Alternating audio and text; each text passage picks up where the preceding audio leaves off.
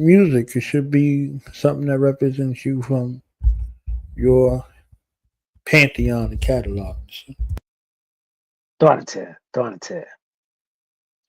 All right. Like I say, Uncle Josh and Neb, peace, life, prosperity, and health.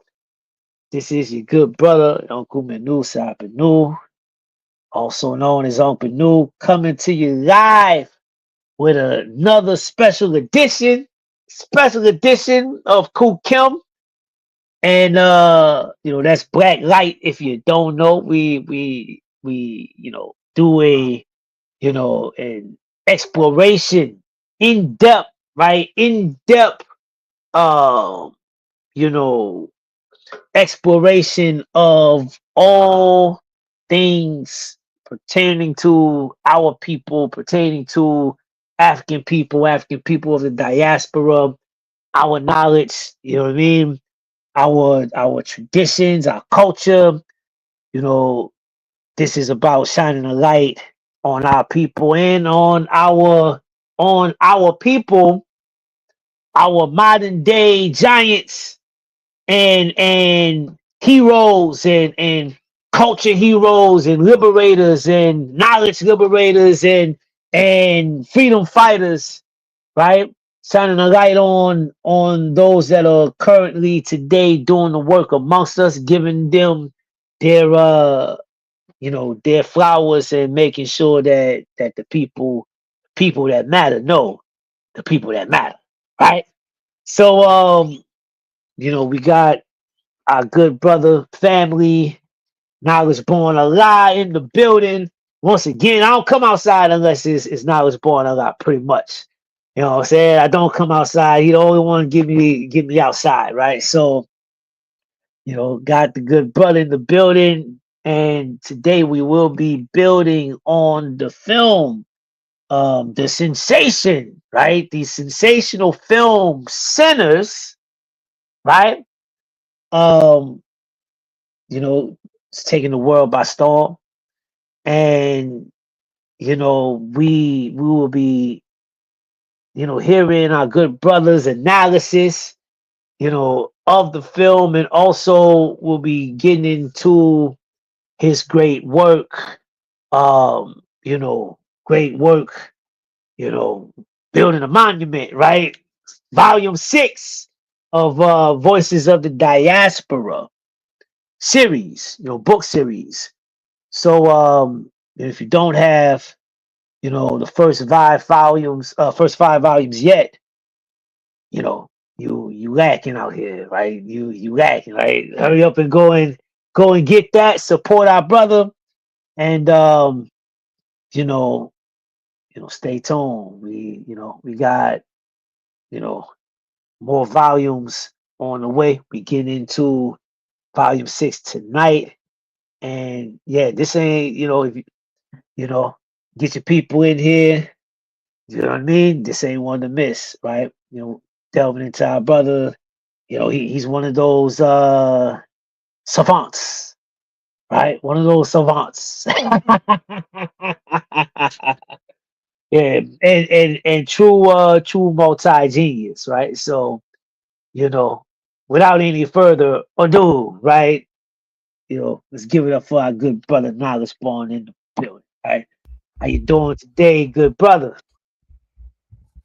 It's a Pooh Nasu, Uncle Justin. Black power Oh, to the that's family. Black liberation. Black elevation and black celebration. I'm Knowledge Born Alive, host of Do the Knowledge Radio. Been in existence for 10 years now, coming up on our cypherversary.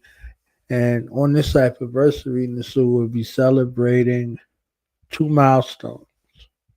So behind me, you see this 3,400 episodes. About Black August, we'll be at 4,000. So we'll be celebrating 4,000 and 10 years. So bananas. I know Bananas. we're here to talk about the film that has taken the world by storm and the plantations by fire. So I heard. Hey, So hey, down this way. down this way, right? In Mm-hmm. a place where it's supposed to be at. Okay. Yes, sir. Historically, I don't know. Well, I do know wholeheartedly why it seems to show this passive, go along to get along. Why is just walking down the street? You get out the street, you cross the street, you're laughing bucket type of situation. Like this was just prominent throughout the South. Mm-hmm. With the mass migration from the South to the West, to the East, to the North, to the Midwest, you would have a thing in your mind as if there was no insurrections and rebellions in the hundreds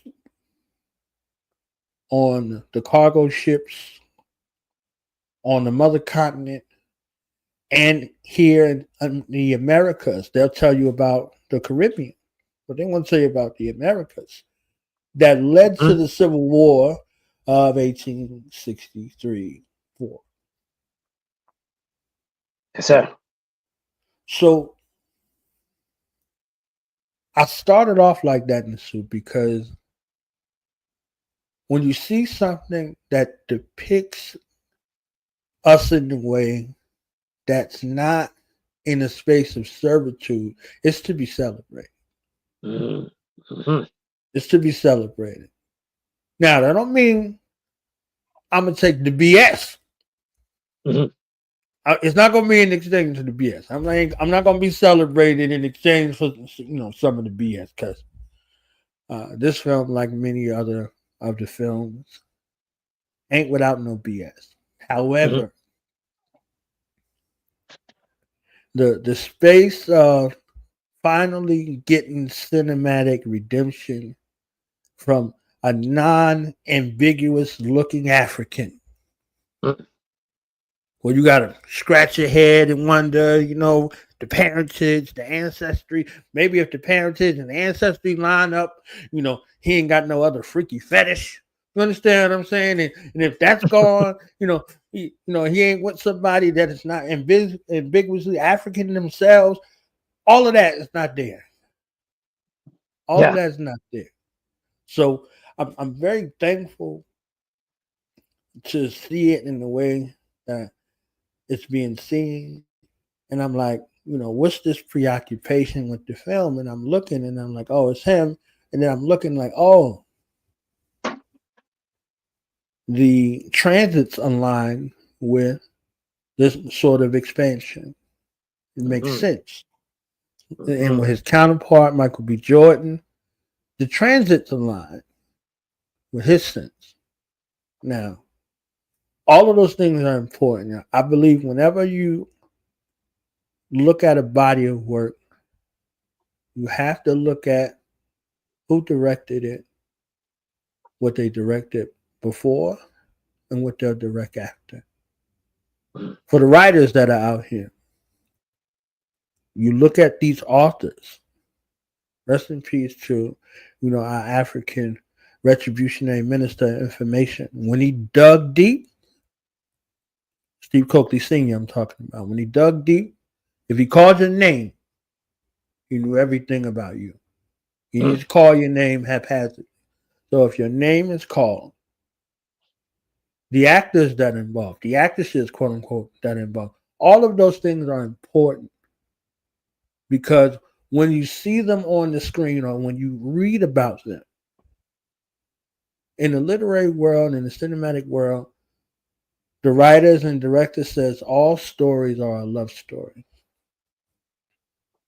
Don't we got a love story? And we got the greatest love story of all. Don't we have Remembering Osea? Don't we have Avenging Osea? Isn't that why we're here? Aren't we undertaking the work for that reason? If I looked in John 3:16, for God so loved the world, isn't that the reason why folks are taking up their cross and say, follow me? You understand what I'm saying? Because there's a love affair. For God Mm-hmm. so loves the world. So in the literary space, we are creating things, and in the creative space and the production space, there's so many things that are happening.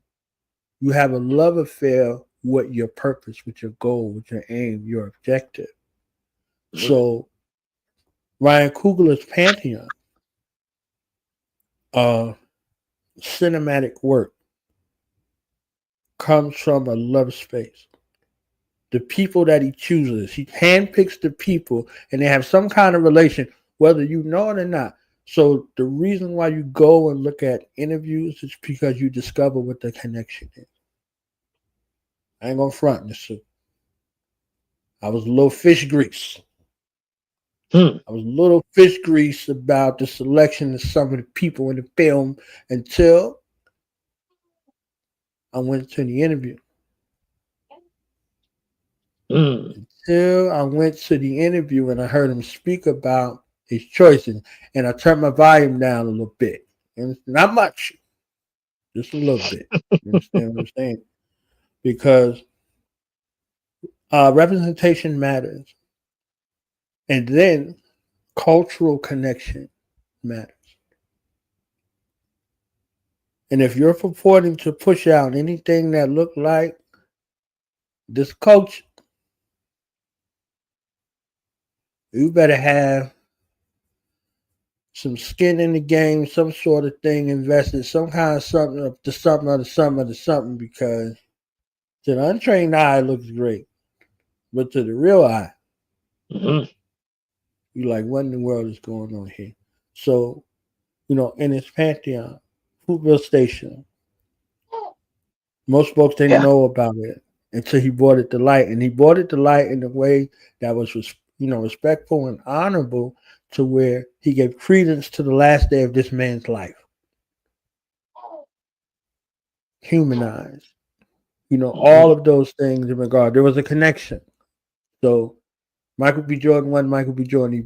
He dawned on the personage of an ancestor that passed, Oscar Grant. Mhm. So if you only went on the media reports,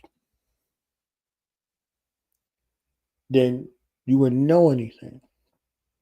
But the Yeah. human element was another element. So the same thing with Creed. You're going off of the beaten path of the super duper box office craze with the whole Rocky history. In that mix, you find a story to tell. Mm. You find a story to tell that humanizes and redeems the legacy that's really responsible for the Rocky series. If there is no Apollo Creed, who cares about Rocky? Mm. You know what I'm saying? Maybe I'm tripping, but I'm sure I'm not. He fought Apollo Creed in Rocky 1 and Rocky 2.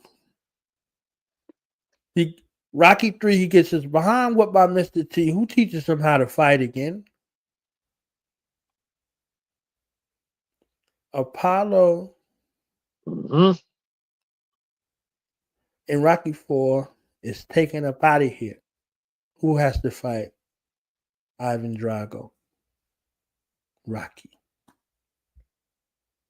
So now his estranged son comes to you. This is a new story now. It's a new story now. It's connected, but not really. It's connected, but really. You know what I'm saying? So it's in that dualistic space for that. Mhm. So now, Creed, Michael B. Ryan Coogler directs. Creed 2, Stephen Cable Jr. directs. He goes from that movie to Transformers. Mm. You understand what I'm saying? Like, yo, this dude, he was a film buddy in college. He gets this alley oop, slams dunks this alley oop. On Thanksgiving, they released Creed 2, right? He leaves there and goes to the Transformer series. Mm. So in the midst of that, we get Wakanda Forever, Creed 2, then you get Creed 3. Creed 3, Alley-oop, directorial debut, Michael B. Jordan. Mm. His family's there. His brother's working with him. His wife's working with him. You understand what I'm saying? Very close knit.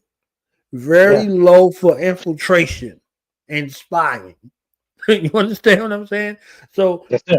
when I'm talking about this love affair, and I'm taking a little bit to illustrate this because if you don't do at least this surface level research, you won't know what you're watching. You just go from one thing to the next, to the next, to the next, to the next, or you might not have seen none of that. You might be like, what in the world is Niles talking about? I thought we were talking about sinners. I just want to build up this trying love affair type of situation that you have, and then we get this new installment of Wakanda. Mm. So you get the ship and it's built up, and then somebody take out the sails. Ship, sails. You understand what I'm saying? He done made billions of dollars for this industry. Billions of dollars. Mm. So then we move up to Sinners. And the love affair extends beyond the screen because it's an ode to black men, to African men, to black women, African women who stood up in the face of adversity. In real life and on the screen. So my IP, I need to have that. Mm. My children need that. Oh, I'm standing up. Oh, my wife pregnant with another child. Okay. Shout out to all them African women and men who have children right now. You understand what I'm saying to me? That's what I said. God bless you all. You understand what I'm saying? Be fruitful and multiply. Okay. Yes, sir. Uh, so they're expecting. And now your frame of mind is different. I'm coming to the table with a proven track record. Quietly. I ain't say nothing to nobody about nothing. Nothing. We about to make these negotiations happen. Oh, you don't want to do that? I'm gonna find somebody who's gonna do that. Mm.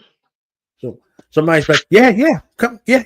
We give you whatever you want. Yeah, come on, come on, come on. This guy makes billions. Come over here. So we're here. A one-on-one situation in regards to a film. I'm at the table. I ain't taking no wooden nickels. Mm. You understand what I'm saying? The two, like I'm at the table. Nah, you ain't about to Wakanda be. I ain't about to. Oh, I hold on to this for now. You understand what I'm saying? Nah. Yeah, nah. You ain't about. You did me like that already. It's not happening now. You want this? These are my terms. Mm. Which happenstance coincides with one of the brothers in the film, showing you the fine art of negotiation, teaching it to the next generation. He ain't gatekeeping it. He telling you the importance of reputation and the fine Mm-hmm. art of negotiation, all in one, right? So this period piece that was directed by Ryan Coogler, but created from the world of his family Mm. and him looking at his lineage as well. It takes place in Mississippi. down in the Delta. Mhm. And in the Delta, if you don't know the Delta, you got to drop in the bucket of the sights and the sounds and the attractions for our people and the attraction for our enemies from around the globe. So they show the date October 16th, 1932. October 16th, 1932. They show it in reverse the day prior, October 15th, 1932. October 16th is significant in the pantheon of Africans and American history here in a couple places around the globe, but right here it's important. October 16th, 1932. October 16th, 1932, and then the end part, October 16th, 1992. We get there. October 16th, 1932. In that same county, in the Delta, Mm. a man killed a police officer. It wasn't the Bob Marley song. He really shot the sheriff, okay?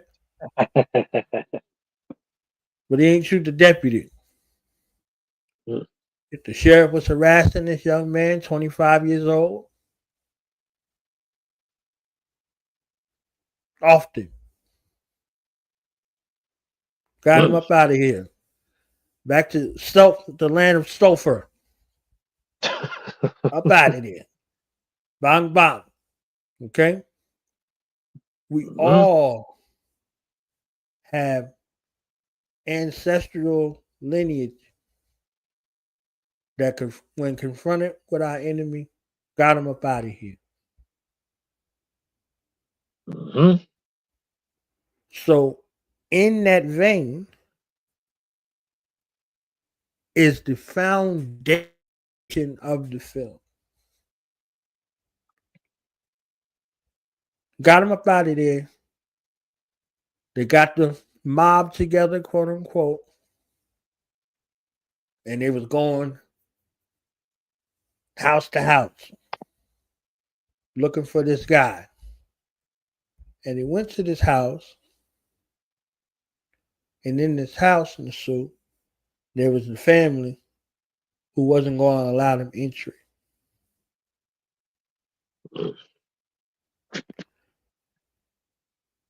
And it was met with some heat, shootout.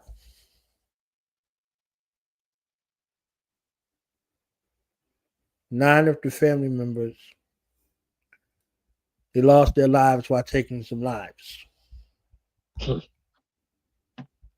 And one of the girls, her name was Annie. Mm. So if y'all saw the film, y'all know that one of the women in the film, her name was Annie. If you didn't see the film, the suit told y'all was going to be spoiler alert. Okay? Yes, But I sir. wanted to, kind of set the historical contents of the Mississippi Delta. The Mississippi Delta wasn't like any other place in the South. This is where one could go and make enough money to change their life. So again, with that space, there leads to occupation. Now, the real vampires of the Delta, they didn't show them. They showed their underlings. Hmm. All of their underlings. They showed the European, quote unquote, Anglo-Saxon. They showed the Asian. They showed the quote unquote native. Mhm. And they showed the Irish. Now we got this ginger affection that's going on. All of a sudden, we all kinfolk. Come on. Oh, man, I'm telling you. Ain't enough plantations on fire for me. You understand? we, So the hidden we, hand gets to stay hidden. The one who would send the Klansmen in. The one who allowed the agent to set up shop. And the one who financed the debtor situation to have the quote unquote gingers or the Irish out there as indentured servants. And then the insult, the injury was to have the Pocahontas crew galloping into town like they was gonna be a savior, going to the door. And we know, so you and I know. I say when I say we, I'm talking about you and I, because you know everybody don't know. Well, we know that the natives, them 5 civilized tribes, the Choctaw, owned some of our ancestors until that time period. Mhm. So through the Indian Removal Act, they were allowed to keep their property, aka us. So this is how you have mixed ancestry. All the way into Oklahoma and some of these other surrounding places. You need to understand that. Now, us, I'm talking to everybody else other than Nasu and I, because Nasu, you know, he already got it. So the time period of history is a submergence where Ryan Coogler's like, don't forget who your enemies are. Mm.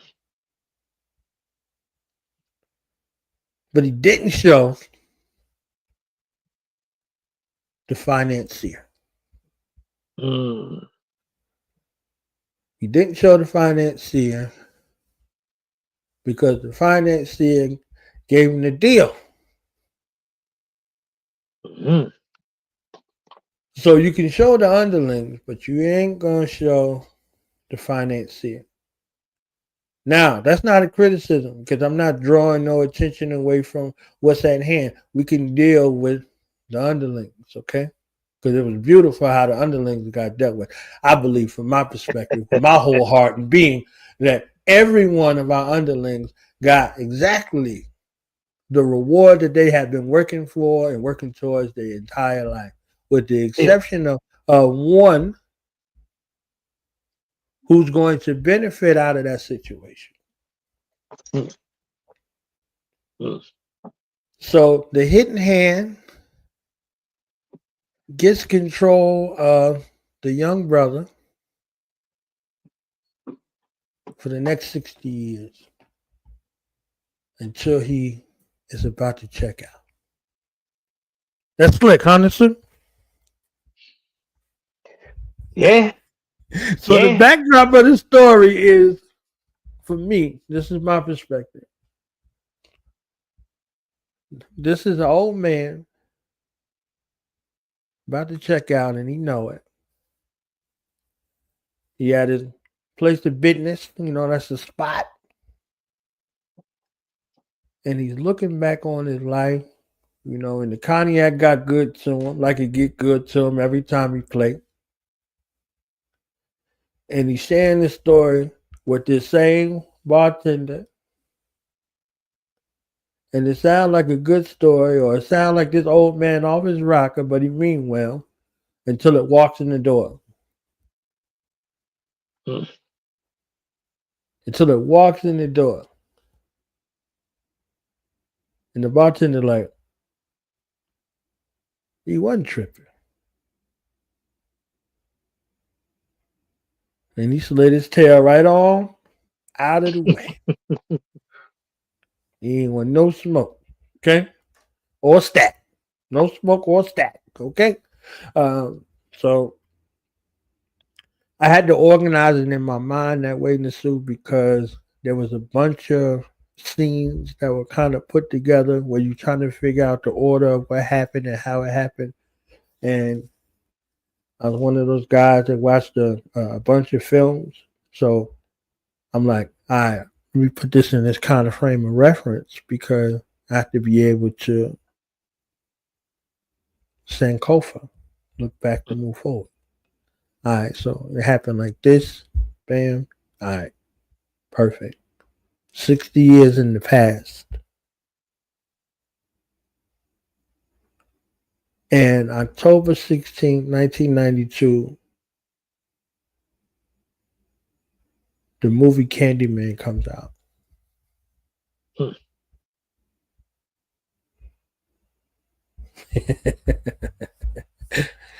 Chicago with Brittany Green, right? Hmm. Yeah. So none of these things are placed kind of haphazard. So you get a real world event, then you get a cinematic world event, tie these things together, and you get a little bit of Dust Till Dawn. You get a little bit of all of these other joints that kind of played in that way up to present day cinema to show that Ryan Coogler is a studier of film, Yeah. deep study. Yeah. Yeah. And the UK presence in its films with an S is an ode to Chadwick Boseman, who went to study over there, quote unquote, amongst the best of the best, right? Hmm.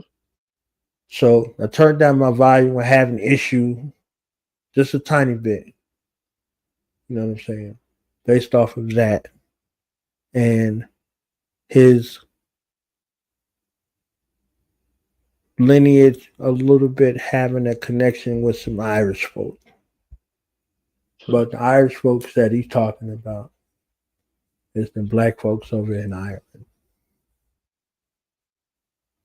So it was just a little interesting how he gave that nod in that kind of a way, but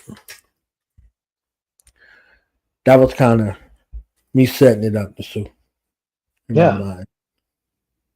Yes, sir. Yes, sir. Yes, sir. Yes, sir. Very very elaborate. We just earlier today in somebody in the class talking about the importance of being able to kind of weave together um you know corresponding or correlating events that you might not think that they go together, but the way that they come across your consciousness and it hits and it strikes it gets your attention and it conjure ups uh these associations is for a reason, and it's definitely something that you know um it's really almost like a form. It's like a form of divination in a sense, right? Because it lets you know also what time it is, right? That's because for me, what I took from it, you know, how you tie together the actual historical event, and then we get this film, and then we get the aftermath of the film, things that are going on, and how they're relevant, today, right? It's the climate, right? The conversation. Uh, it's like the timing was impeccable. You know what I mean? And yeah, in the film, I think he like I said, it's definitely a, you know, you gotta do whatever you gotta do to get it, you know, get it to spin. But he shot his shot,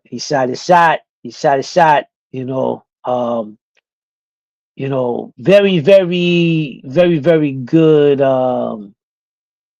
black propagandistic African, African, you know, resistance, right? African resistance piece, to me, right? And definitely, there were a lot of themes, the conversation, the context, right? The overall points that were made, the words that were put in, different characters' mouths all came together, right, to kind of tell a very, very, very relevant story, right? Like to the point where, yeah, it's a period piece, quote unquote, but it's telling a very, very relevant story right here, right now. Like you said earlier, like, yo, nah, don't forget who your enemy is. You know what I mean? It's telling a very relevant story. Um, and yeah, how you say it's important because even from the standpoint of you know it's been a couple films, like I say Jordan Peele kind of, he kind of tiptoes around it a little bit, right? Or he's along the periphery of it a little bit in some of his stuff, Yuck. right? Yeah, he tiptoes through the tulips in some of these themes and whatnot. But um, this understanding, like, yo, like I say, you came here and you built, right? You built, you know, something for yourselves, and you built something, but you built it on a lie. You know what I mean? They was always coming. You know what I mean? They was always coming. And that's like I say, that's a very, very, very, very real thing because in um the current polemic, if you will, right? It's like, amongst our people, there's this idea of, okay, black excellence equating to black capitalism and economic empowerment and this, that, and the third, and that's the road to freedom. That's true freedom, blah, blah, blah, blah, blah, blah, right? And you know, the film, really captured, everybody talks about Black Wall Street, right? Everybody talks about Black Wall Street, but a lot of people don't know we've had many quote unquote Black Wall Streets, right? We've had many, um, shining examples of black organization doing for self, building infrastructure, building businesses, building neighborhoods, building hospitals, how you say, you name it,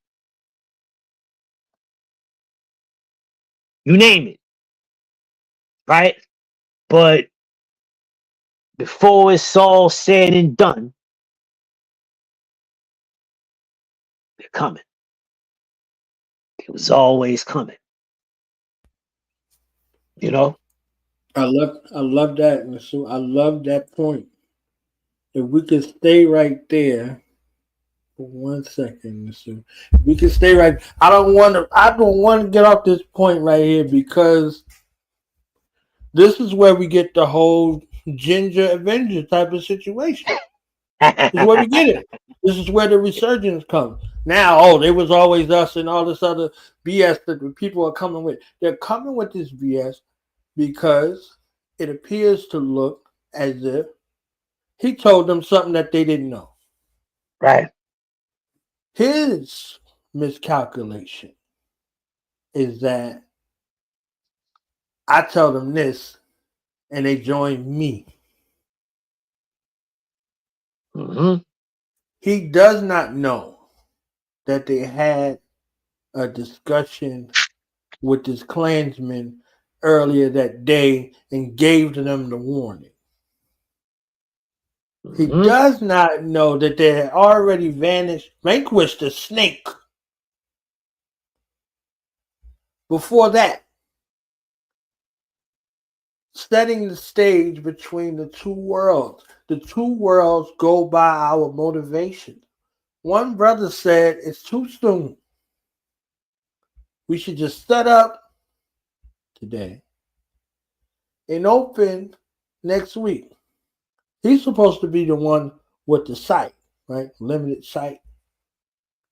Hmm. And the brother that's the visionary, he said, look at that sky. Don't it feel like a good day to be free? We can start the day off with a bang. His brother said, or we can start it off with a misfire. They already started it off with a misfire. Mm-hmm. So to one, already having that understanding that it's a misfire. The other one is still trying to make it a bang. Mm-hmm. So with that, I mean, with this guy coming late throughout the whole schedule, everything is already strategically planned out by one. And the other, he's just going along with his function in it. Mm-hmm. So they have to go their separate ways to accomplish their goals. So my brother want to bang, I'm gonna give him a bang, even though I know it's a misfire. Mm-hmm. So the scene where he's telling them they were always coming, you telling two cats that was in World War One that survived World War One, came back with their limbs and being intact, who just came back from Chicago and incited a fratricidal war between the Italians and the Irish.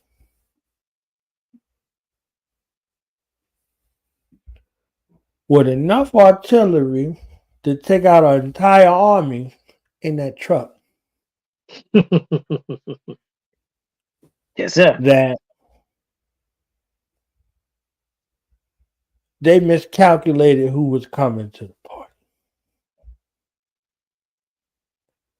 about what this was about the place that they bought, on the Mm-hmm. land that it was in. That they was about to take out another snake like they just previously had took out a snake in the truck. Mm. You know, which Yeah. it would have. I wouldn't have been mad if that, at that part that actually happened. You understand what I'm saying? It had a, but decoration, an ornament, good hunt. It really started the day off with a bang. You understand? Mm. So the point of everything that I just said was this perceptual thing, right? You could look at one way or another way, and if you're not careful, both ways it's the trick bag. Yeah. Yeah. Yeah. Yeah. Yeah. Yeah. Yeah. Yeah. Yeah. And Yeah. it's left like that. You know what I'm saying? And it's left like that, on purpose.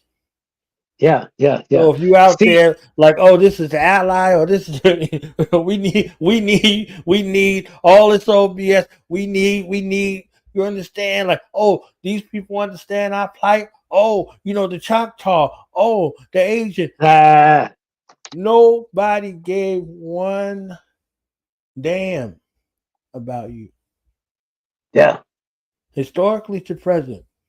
Okay. yeah, yeah, So yeah, they're in yeah. the neighborhood with you and they're opening up businesses in your community and serving your enemies who get rich off your labor. Mm, Don't yeah, miss that. yeah, yeah. Don't miss that. Even though the parents is canceled out, the little girl, their offspring still lives on, still sucking blood out of your Mm, community and your people, mm, mm. Yeah. and feeding your enemies across the street. Mm. So we have to be mindful not to get caught in these little tiffs in regards to this little bit of, oh, so did I see that right? That China gave a bunch of rice to Africa. Like, was I tripping? I say I didn't see it, but you probably wasn't tripping.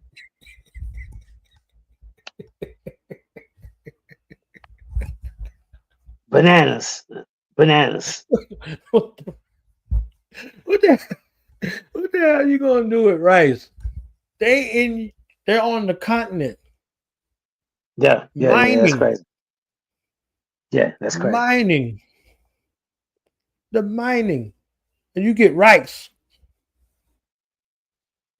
Chinese rice, Chinese fried rice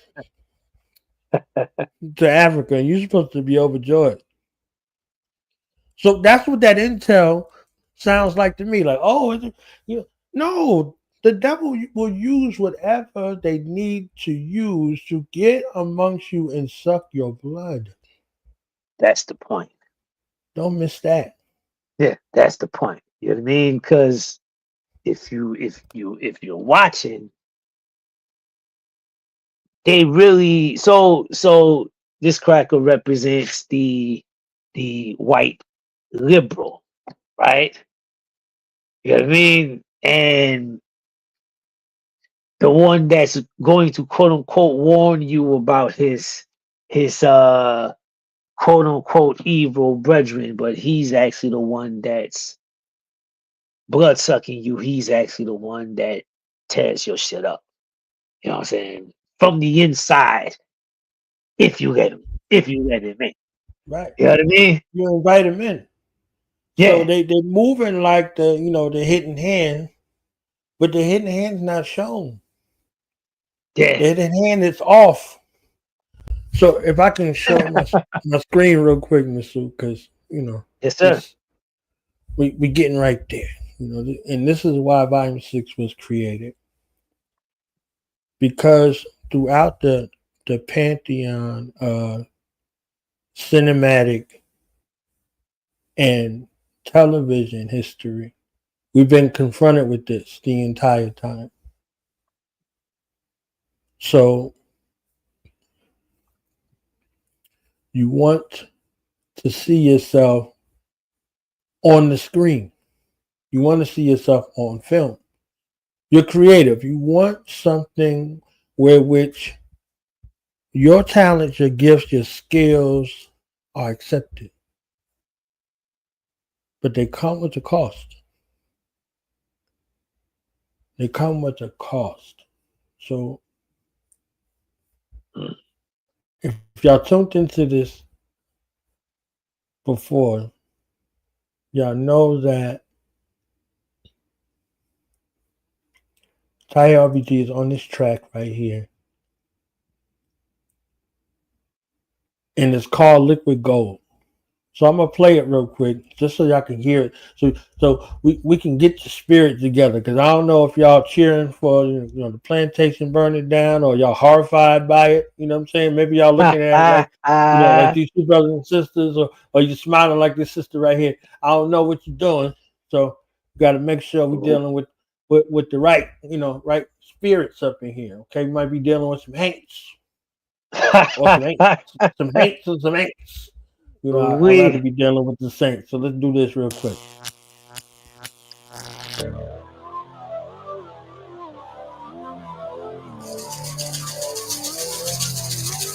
Ìbà ọlọ́jọ́ òní, ìbà Olódùmarè. Bàbá mi ẹ̀ṣú mọ̀ kíyìn. Ẹ̀ṣú ẹlẹ́gbà pàpà wọ́rà ọ̀nà òníbọ̀dẹ̀ ẹlẹ́gbà túkámáṣẹ́ ẹlẹ́gbà ojú hàn hàn ọ̀dàdà kólórí ẹ̀ǹjọ̀ làróyè. Mo kíyìn bàbá mi ẹ̀ṣú ẹlẹ́gbà. Mo kí Ṣàngó oníbọ̀dẹ̀ Ọ̀yá. Ọba àkóso olójú orógbó. Olójú orógbó.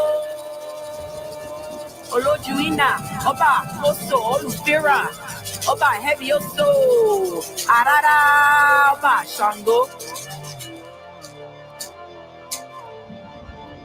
Baba Tahir, last name RBG.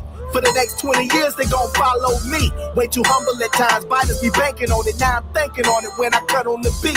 And the verse starts spilling like a booster ever. I used to set off the cipher, now the hype is the street. Praying I would give it up. Yeah, I'm hip to your wishes. Hatred's a sickness, and I can detect it without speech, hater.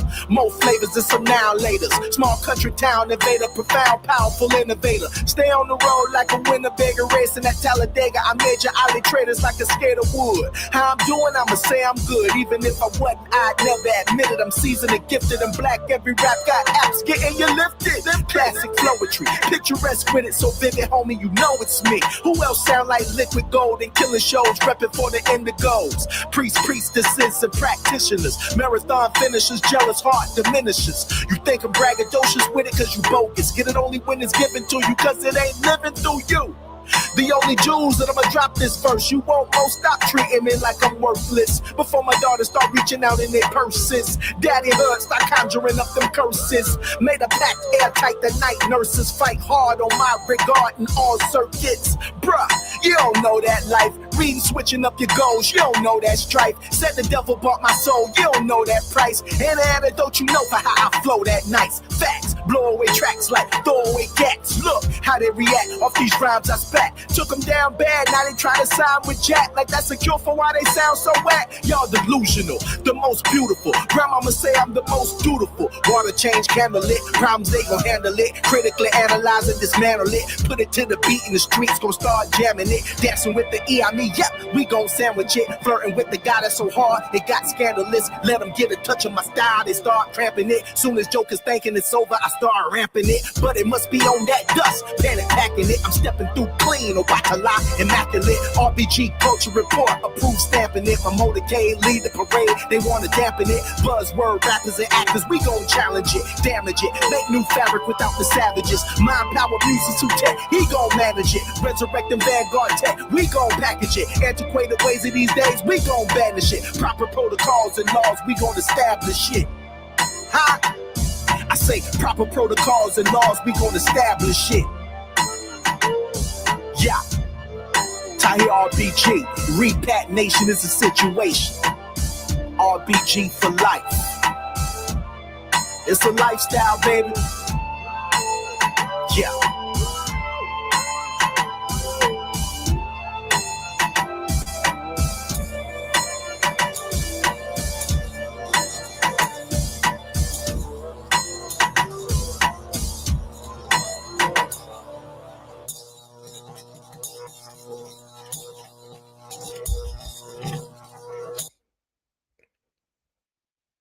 I got to put a little bit of RBG stage stick out there. You know, understand what I'm saying? Had to clear up something in case, in case some ain'ts, running around here. You understand what I'm saying? I don't want to be talking to no ain'ts. Right. yes, sir. Protocols and laws. We're gonna establish it.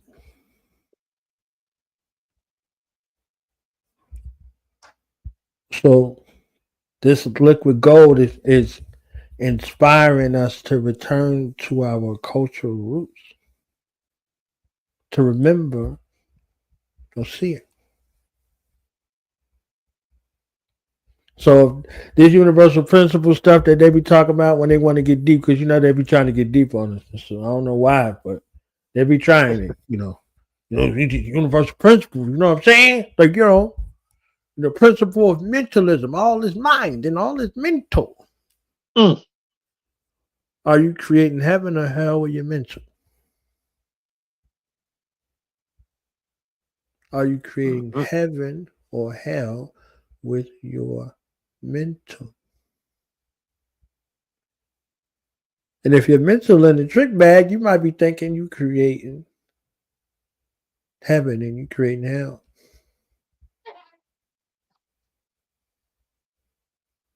So the old man in dotage was looking at himself as a young man. And he thought about this memory that was the best day of his life and the worst. He's thinking about his family. He's thinking about his father, his mother, his siblings. He's thinking about he met the woman of his dreams. Okay, brother man. Met the woman of his dreams. And all of it, in one night, all of it came crashing down on him. And this is the rest of his life now. Mm. So he set out to do, or he did what he set out to do, which to make it to Chicago. He was prepared to die for. So that had to be something where it came true. Let's see if you're really ready to die to make it to Chicago. This is your aspiration. After you were warned, after you seen everything that happened, that's how bad you wanted to go to Chicago. Mm. There was a free town that he could have went to, that his cousins advised him to go to. That all black town where he could have did well. But his motivation was for something different. Sheesh, so how bad we be trying to get off to be prodigal sons. That bad. I'm telling you, boy. Whew. Fighting hard. Swinging at the air. Swinging at the air. So this is Volume 6, Voices of Diaspora, written and illustrated by yours truly, Knowledge One Allah. If y'all see him, tell him I said what up. Okay. Reclaiming our narrative to empower black minds. We have to, as I said at the beginning of the suit, everything starts as a love story. So if you don't love yourself, then you'll love everything other than yourself. You'll seek to be validated. You'll seek to be owned and controlled by things outside of yourself. Reclaiming our narrative, our collective narrative as black people, as African people, to empower black minds, because there are minds that are in need of us. There are black minds that are in need of the talents and the gifts and the skills that you possess. They need them. They don't want them. They need them. They're in need of them. So that ability to be able to empower black minds to function optimally is important. And it takes a multitude of things. So each volume thus far has been dedicated to that. So for the entrepreneurs, we got Volume 1. For the men, women, and children who love black women, okay, I know they still exist. I don't care about the propaganda tools and all of this stuff that the hidden hand is showing us with them small hats. We still love. We come from one another, and one thing I can applaud is this film shows that. that we're still willing to put our life on the line for the family, and God help you if you come against them. The bond, that connection that extends beyond the physical world. Cinematically, they did a great job of showing that. Mm-hmm. Now, on the downside, though, reclaiming our narrative to empower Black minds, there was some BS in the film that I was not having at all. Straight up. Straight up. I did not need to go to 1932 to hear Black people calling each other in the N-word. No different than the Book of Lazarus with Lakeith Stanfield and them. I ain't need to go back to, quote unquote ancient times to hear Black people calling each other the N-word. I think we did enough. I think we had met our quota. I think we good. I think we could just move on. We could step over that.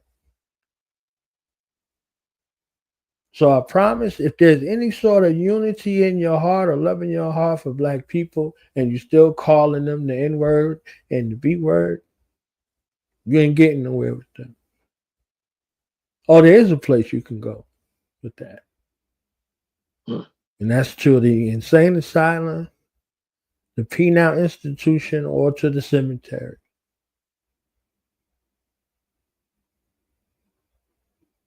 I don't care how you jazz it up. The thing that was interesting about the film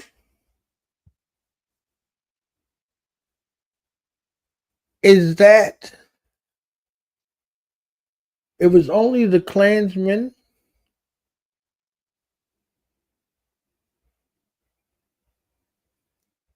and its offspring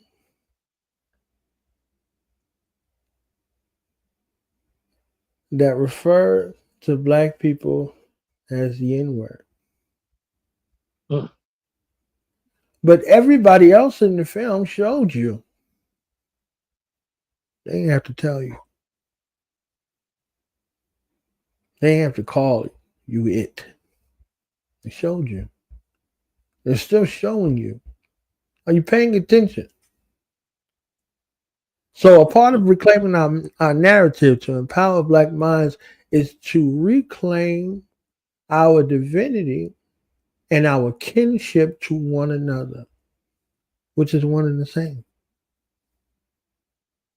Our kinship, our bond, our brother and sister love dynamic that we envision in our mind, and it looks so sweet and so grand with everybody else. You're not everybody else. You have a duty, an oath, a responsibility, and allegiance to your flag. You have a duty and responsibility to be a standard bearer for your flag. Mm-hmm. To your people, to your family, to your ancestors, to your elders, to your peer group, to your youth, and to your ancestors' return. You have a responsibility to the landmass. You have a responsibility to your future. Your past, present, and future. All intertwined.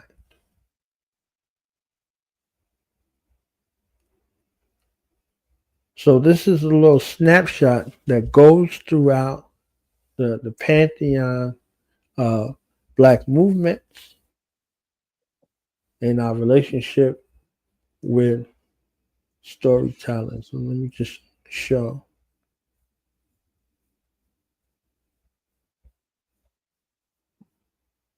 These pages. Now, these pages, I wanted to make sure that you are bombarded with imagery that stirs up your psyche a little bit.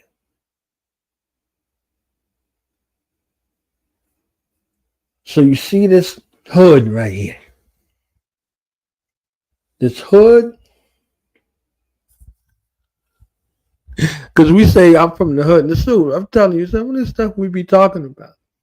I'm from the ghetto and I'm from the hood. From the ghetto. From the hood. So the ghettos, the concentration camps, that's the places, that's what they called them.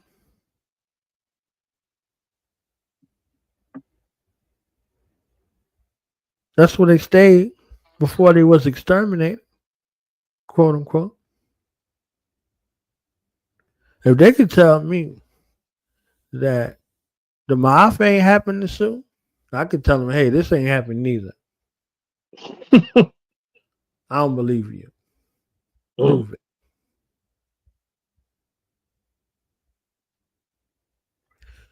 Because you can't finance, write about extensively your involvement with the Maafa, with the selling and kidnapping and trafficking of African people in 3 volumes.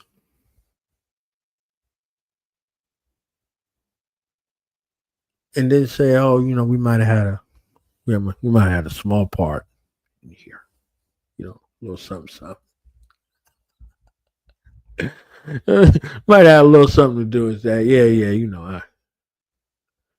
But this hood right here, and that robe and that hood was in the movie on purpose. And he sought to guile these men that he thought were from out of town. He thought they were just in from Chicago. Don't we see the parallel? This boy in from Chicago. He comes in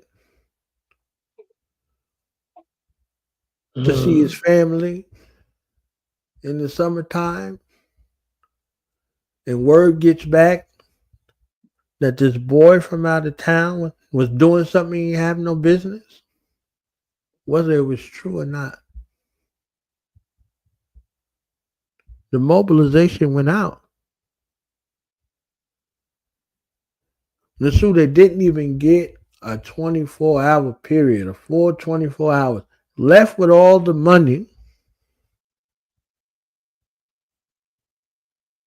And their plan was to exterminate them the next day, not even a whole full day. They was there morning time like coffee, like clockwork. They was on time for that. The day before he was late. And he rode it there like nothing. And that was beautiful for me. You understand what I'm saying? That was beautiful. I think I watched that part like 57 times. Maybe more than that. Because we have to realize, again, we have to remember that you can't be out here saying things that you don't mean.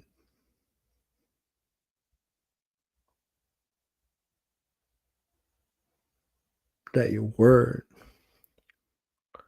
is your bond. And these 2 black men told this little clan, I wouldn't even call it human, that if you or any of your little clan buddies show up on this here property line, we're going to kill them all where they stand. And he had to prove it. And he had to prove it. And he didn't have no problem. See? If he would have said to him, That line that everybody thinks so funny, because this is a small town. Everybody knows everybody. No matter if you black, white, if you Irish, if you quote unquote Choctaw, or if you Chinese, everybody knows everybody. He said, "You two boys, brothers?" He said, "Nah, we cousins." Because if you would have said that they brothers and they twins, that's it. That's a short list. So they know not to be giving up proprietary information that could be implicating. In town, everybody already knew who they was. Mm-hmm. And who their daddy was. All the way over to the other town. They went over there to try to do right. And so they was like, nah, you come from your daddy? We don't want no parts of y'all around here. So this relationship to this imagery dates back to D.W. Griffith's film, Birth of a Nation, which portrayed black men. Check this out, so this deep right here. Dangerous and violent while glorifying the Ku Klux Klan. It is considered one of the most racist films in history, and its impact was felt nationwide. He said its impact was felt nationwide. It didn't tell you it was played nationwide. It didn't tell you that it was played in the White House. Mm-hmm. and 1,000% surge of the Ku Klux Klan. So if this was the job, in 1915, to portray black men, black women, and black children as dangerous and violent while glorifying the Ku Klux Klan, what's the job now in 2025? Yes, sir. What has been the job the entire time of this film or this quote unquote art imitating life? Wasn't no black folks in this film. There was some slow-for babies in blackface.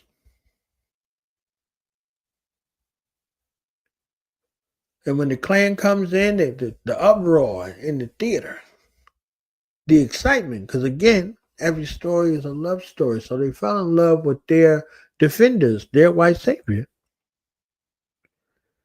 They fell in love with their white savior.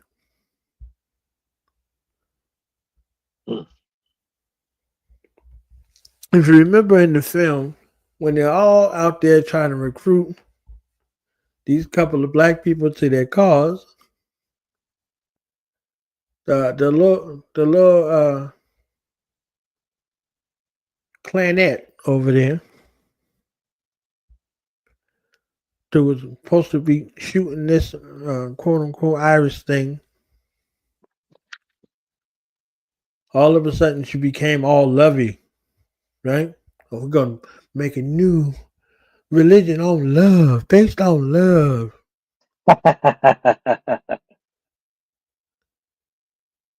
And these are things that we still fall for in 2025. That's 1932. We still looking for some sort of acceptance right there. Use his brother against him. Didn't try to use his brother as an ally. It's true. I can see his memories. This is what we do. The ginger conversation, okay? The ginger because that's a con, right? The ginger conversation that's being had right now is still proof. It don't matter what you saw. It don't matter how wicked you see them in all of their affairs. We still playing. Mm-hmm. And as a black person, an African person, an original person, when you play, you make devil. Mm. Wasn't he playing the guitar? Didn't the devil pop up? Like, I heard you. When you play, you make devil.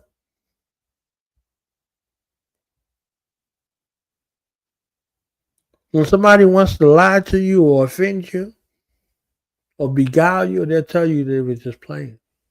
Mm-hmm. Hey, this dude, man, you know, my bad, man. I was just playing, man. I was just joking around, man. It's a prank. It's a prank. There's people getting seriously hurt out here and destroyed over pranks. Yeah. My man Tyrone, he got shot a couple of times from pranks. Mm. Ain't nobody get shot for jackass. Right. Ain't nobody get shot for America's Funniest Home Videos and none of that stuff that they had going on. But when you play, you make devil.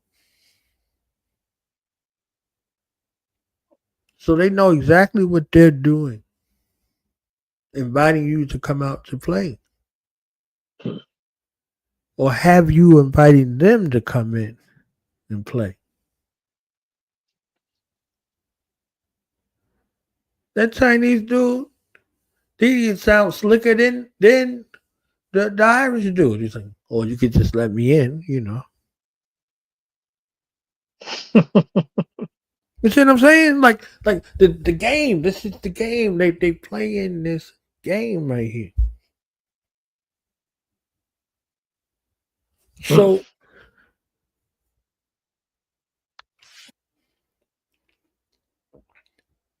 this is the likeness that I was looking to show.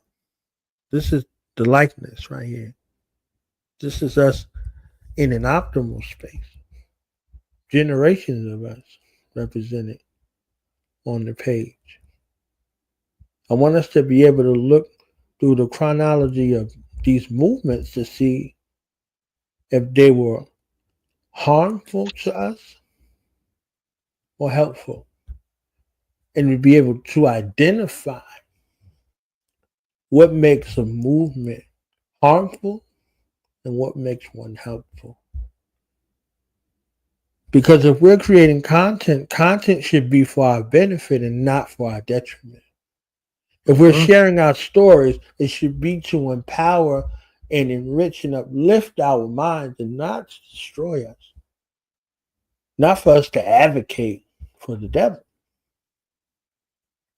So everything was chosen in this way. Crafting empowering images. When you see yourself, what do you see? Either you see God or you see devil.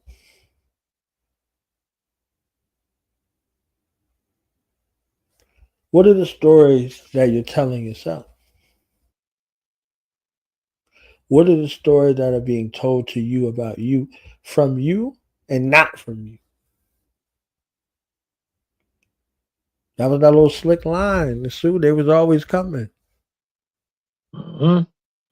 Like we needed a reminder. Like we needed a heads up. Like that was some sort of a lookout. Like, oh, he did a favor. He knew when he gave him that money that they was coming back. So he warned them.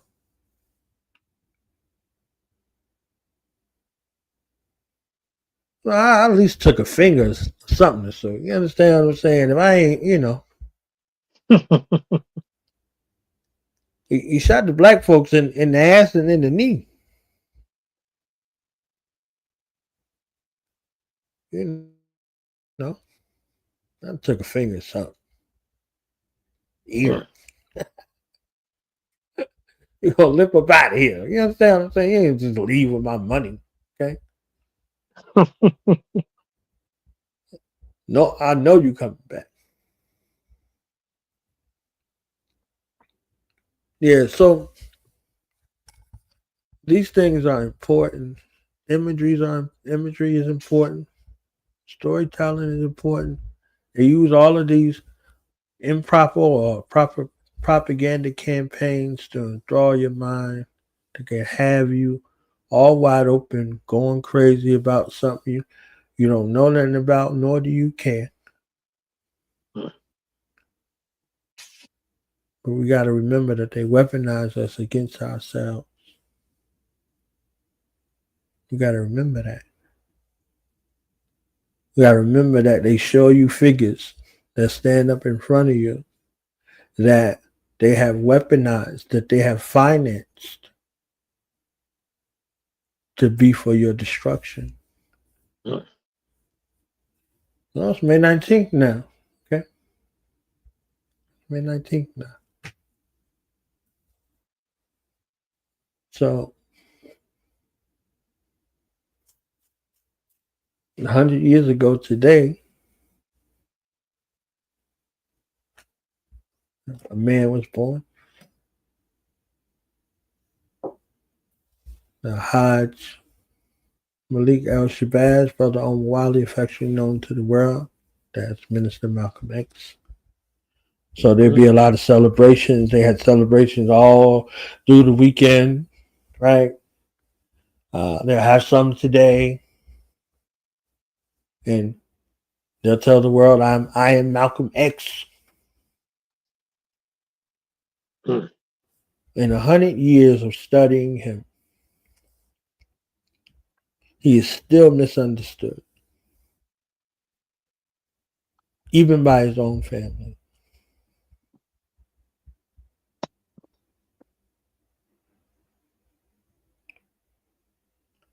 We can't let another 100 years go by and still be misunderstood. That's a century of misunderstanding, a century of distortion, a century of mental, emotional, spiritual, and physical degradation that comes from misunderstanding. So in 1925, we was calling ourselves the N-word. In 2025, we still calling ourselves the N-word. Because that's how we still see ourselves. We still see ourselves the way the plantation owners seen us. And if that's a time period piece, and that's supposed to be how we address ourselves, we ain't get no better since 1932.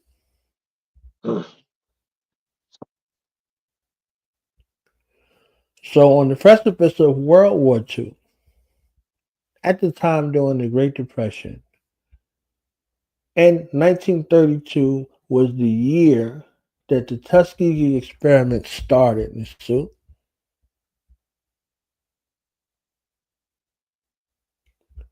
That lasted through the Vietnam War.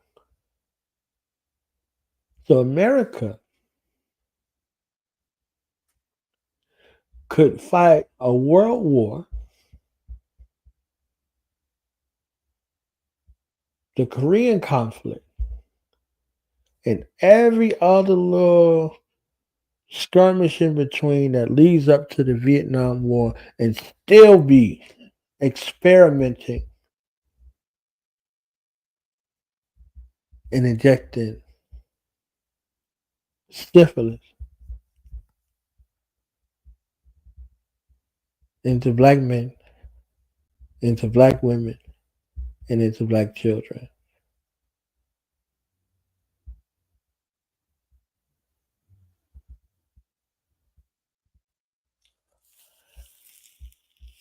If you read Medical Apartheid, if you read Medical Apartheid, If you heard what they did to black women, if you heard what they did to black children,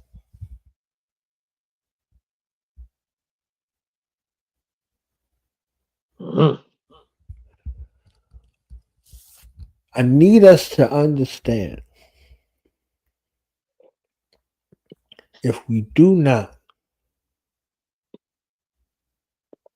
create our narratives, we don't tell our stories righteously,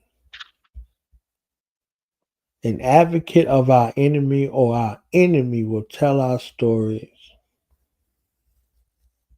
that will benefit them forever.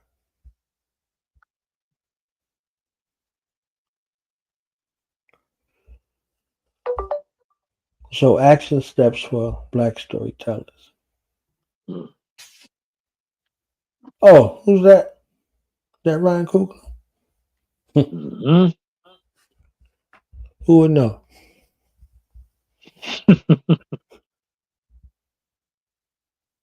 You should be able to gather up your family stories to help you remember Osir.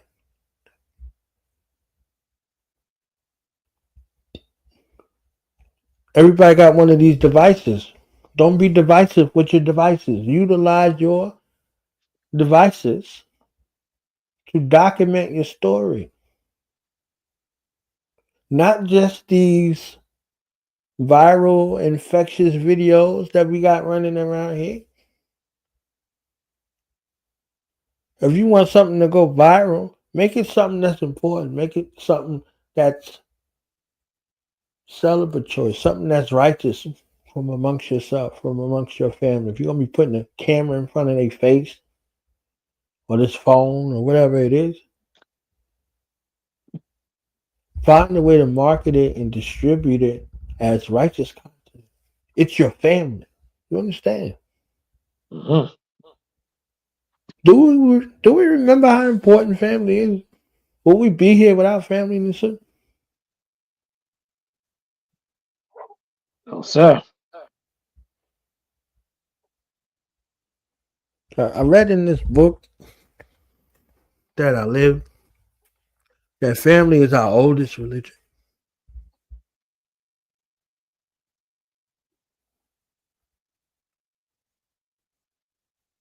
That family is our oldest religion, that we come from the family of God. Mm.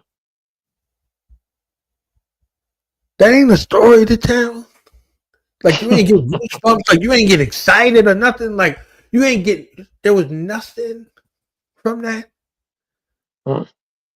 You look at them beautiful babies, okay? Shout out to them Africans, baby. That's still having babies, okay? More babies. More. All right? Fill up the planet. Ain't no room for nobody else. Mm-hmm. Just leave and go to another planet. Yeah, take your ass to Mars. Yeah. I got a couple other places for them, but hey. Yeah, yes. Fill up the planet with our people and let's prepare the earth for that. Let's get back to our mental, emotional, spiritual, and physical agriculture. Let's utilize our sciences and our technology, and our engineering, arts and agriculture, and mathematics to build us a better world that's sustainable Mm-hmm. for our people. Let's build armies to protect them. If you ain't in the physical army, be in the mental army. If you ain't in the mental army, be in the emotional army. If you ain't in the emotional army, be in the spiritual army. If you ain't in the spiritual army, be in the agricultural army. We need all of those armies. All of them. Mm-hmm. All of them.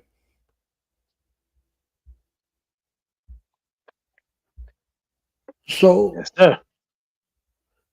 when we're looking at this thing holistically, you're whole. You're not fractionalized. You're not in lack. Because dissatisfaction either makes devil or borns God.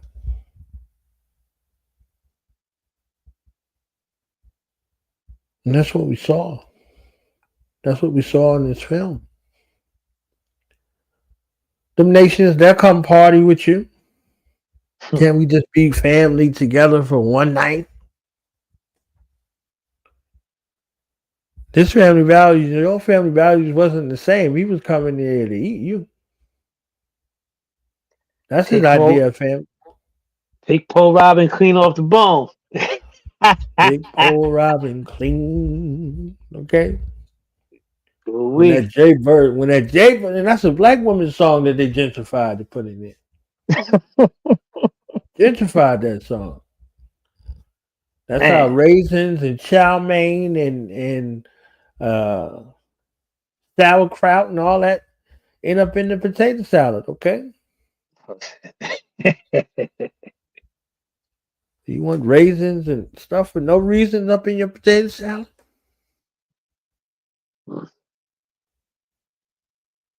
Keep on integrating your story.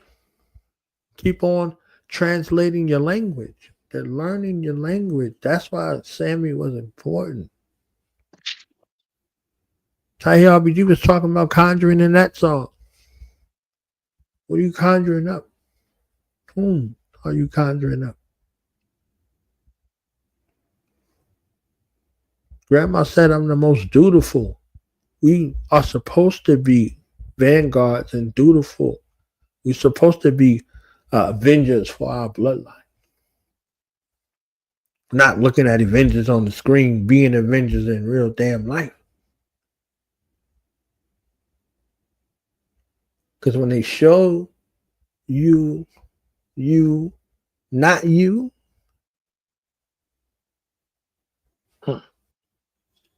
this is what you gravitate towards. But they show you that's not you in them with some cut or some homoerotic references, all this old weirdo stuff. And that was the issue that I had. That was a little too ambiguous, this turn about selling ass out in Chicago. That was too much for me. I didn't need to hear all that.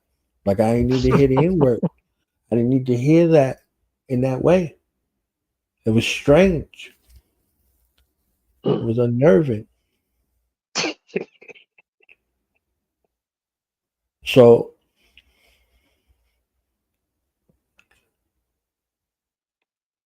in this chapter I highlighted some of our storytellers for us to look into, some stories for us to look into. You understand? Got a couple of our folk over here. You understand?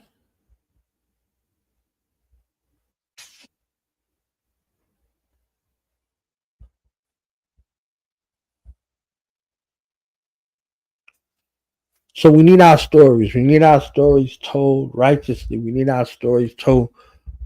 You should not have to be performative to get recognition.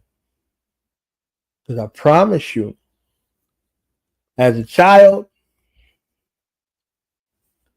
any attention is good attention. Let me tell you that. I'll tell you what I know. That's what I heard. So if you don't honor your children, they will dishonor you.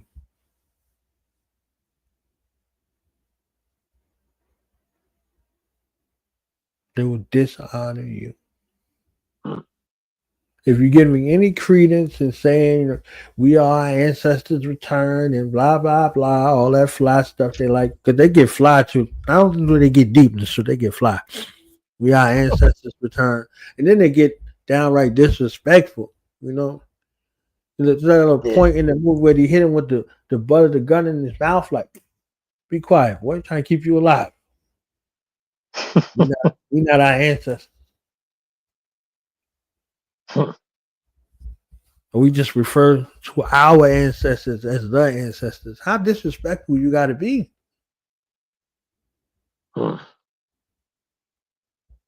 How disrespectful do you have to be? All praise to the ancestors. You just praising everybody's ancestors. Huh? That's the same. All power to the people. You know, peace and power. Ooh, to who?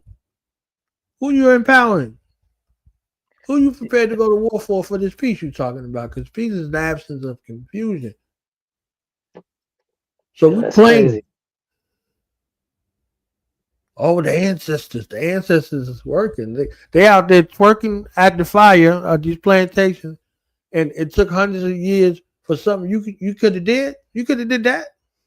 You could have did that. Don't get me wrong. I love it either way. I love it either way. Okay.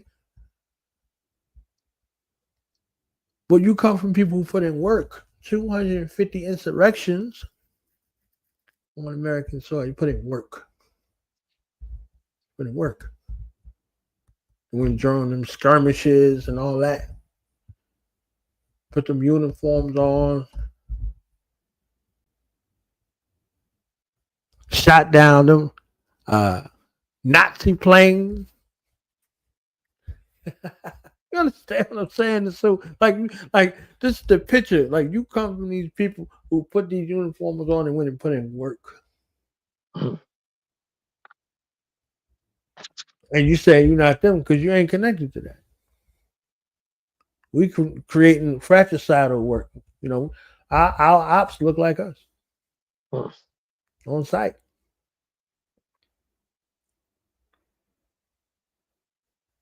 And this craze in the Sue, this craze with this YN attribution to our children, to our grandchildren, to our children not yet born.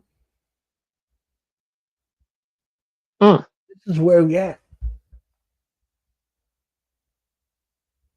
So we're finding a way through something that you're trying to be funny about, you're trying to make jokes about, and all that.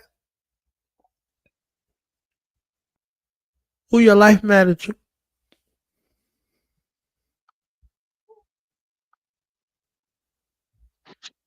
Tell me what a black life's worth. A bottle of juice, no excuse. The truth hurts.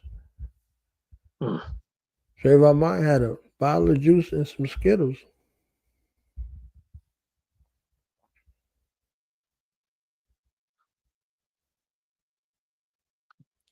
So if we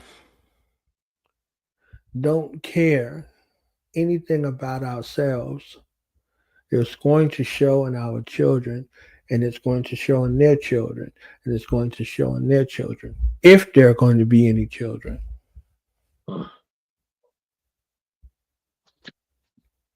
Because they're showing you children through an improper propaganda tool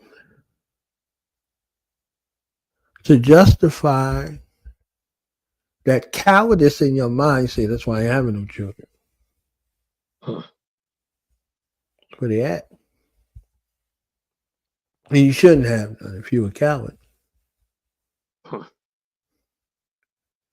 But don't allow this improper propaganda tool. Don't allow these things to deter you from your destiny. You got an obligation. You got an ancestral debt that is owed, that is due.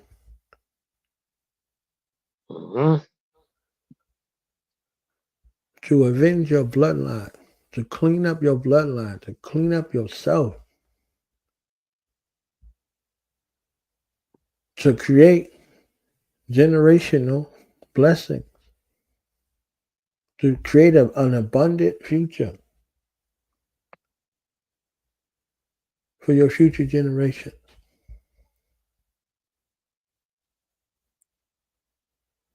And it begins with your mind. And it begins with your set ability to be able to tell your story, and however you do. You may not have to write books or make documentaries. Whatever your talent or talents are, whatever your gifts are, that's how you tell your story. Tell your story with your gifts.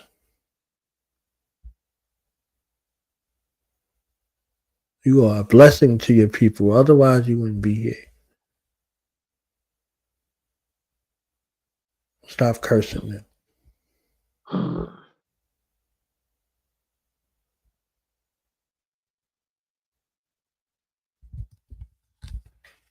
So that was me yapping about this book, Mister. It's me yapping about the book.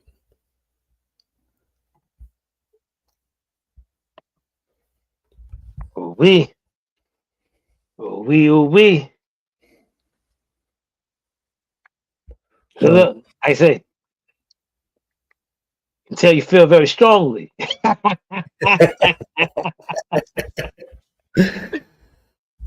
yeah, we have to have our next generation of creators, our next generation of writers, documenters, all of the facets that are necessary to have a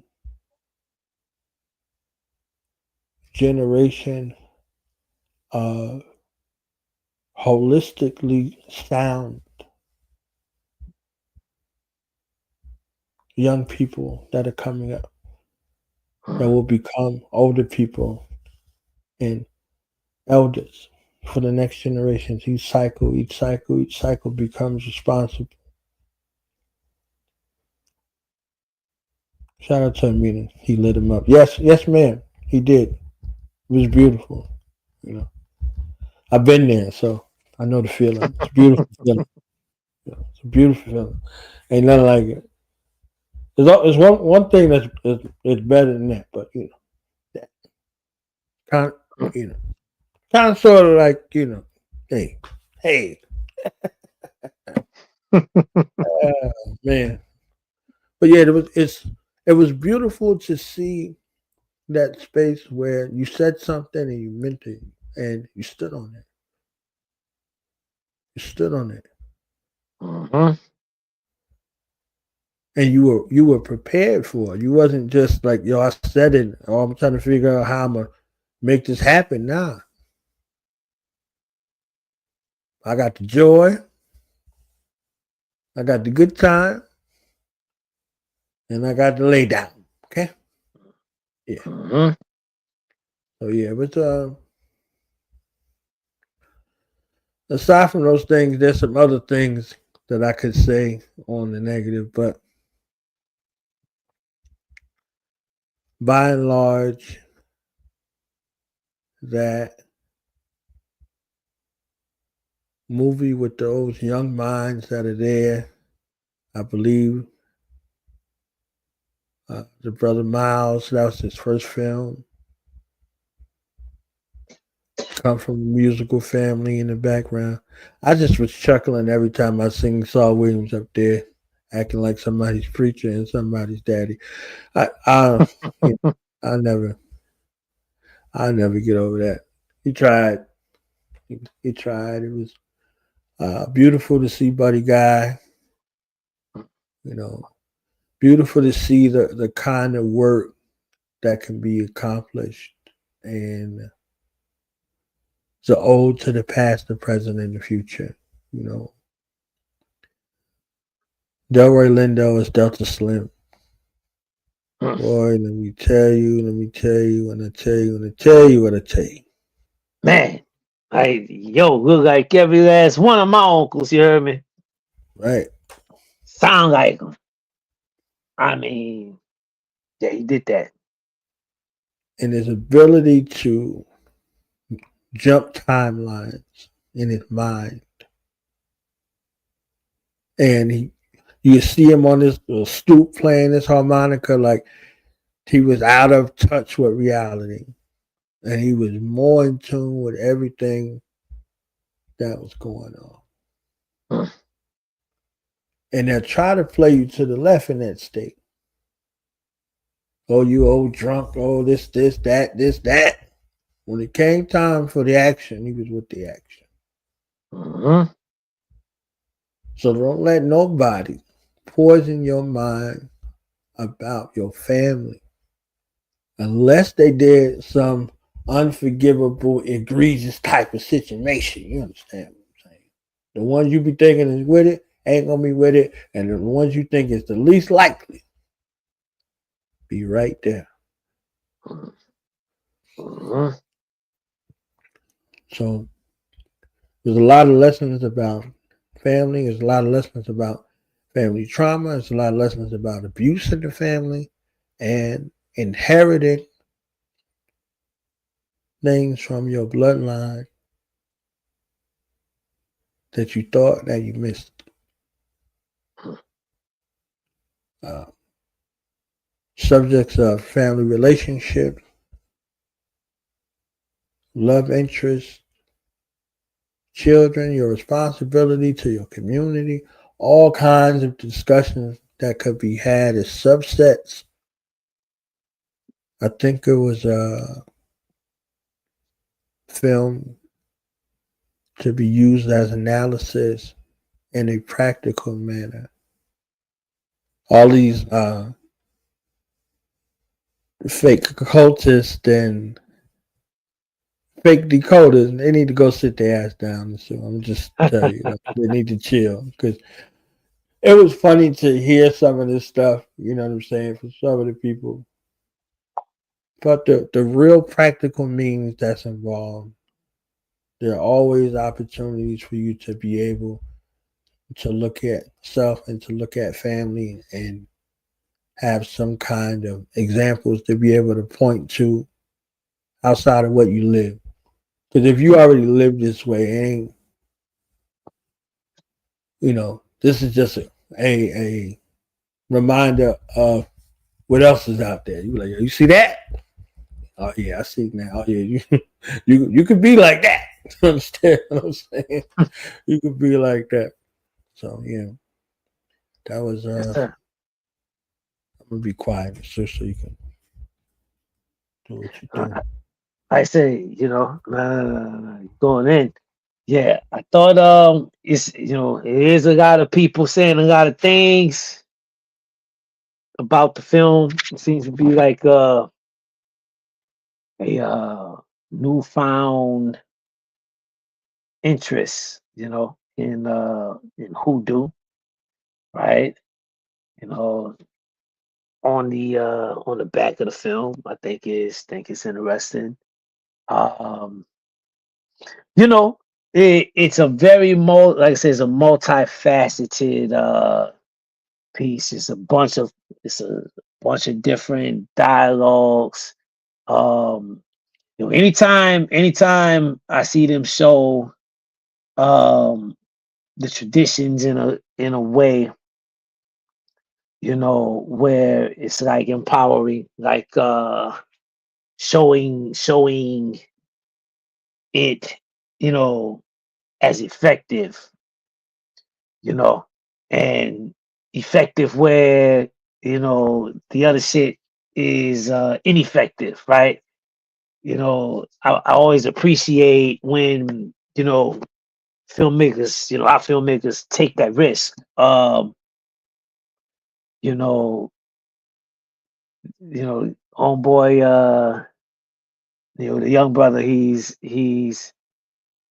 out in the water running for his life, right? Being Saying the baptized in dirty Lord's, water. you know what I'm saying? Saying the Lord's prayer, and the leprechaun come up behind him talking about, oh, I love that one too. They told me, they told me that one too, and he started standing with him as he prepared to bite his ass. You know what I'm saying? And that I say, you know, juxtaposed with the fact that Michael B's character with his Gree, right? With his Gree that that his queen made for him, he didn't go until he took it off and decided he wanted to go. You know what I mean? I thought that was powerful. And I appreciated it.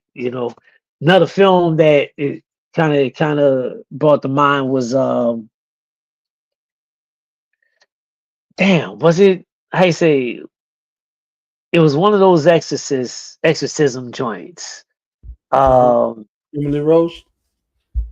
Was that the one where it had the sister doing the hoodoo in there, and it was like the white folk was trying to Yeah. it was the black girl and the white girl, right? Yeah, that was the most recent one. That wasn't. Yeah. I don't think that was Emily Rose. It was the most recent one though. Yeah. Yeah. It's like, oh, we have to choose between this, that, and third, and they was going with it was gonna offer up the sister, and then the none of the Jesus shit was working, so the father just started talking to her about about her, about them, about love and family, right, and that's what brought her back. And then when they brought her back, the sister doing the hoodoo blue boy, old girl candle out. You know what I'm saying? You gone, stay gone type situation. I appreciated that, right? Like those types of films where we take risks that are counter the acceptable norm of what they kind of force feed us. They force feed us the Tyler Perry shit. They force feed us the all of the all of the safe shit that keeps us away from looking back, reaching back. And so this one I appreciated the risk, and even the conversation after, like I said, the resurgence or newfound interest in hoodoo. I think that's a beautiful thing. It's a good place to start. That'll piss some people off when they say that's a good place to start. That'll piss some people off. But it's a good place to start. You know what I'm saying? It's a also think the conversation around, I saw a clip circulating of Michael B. Jordan being interviewed, and he was asking him about his middle name, the B, right? What's the B stand for? And right. And how'd you get that name? And it was he said my mother and my babalao, right?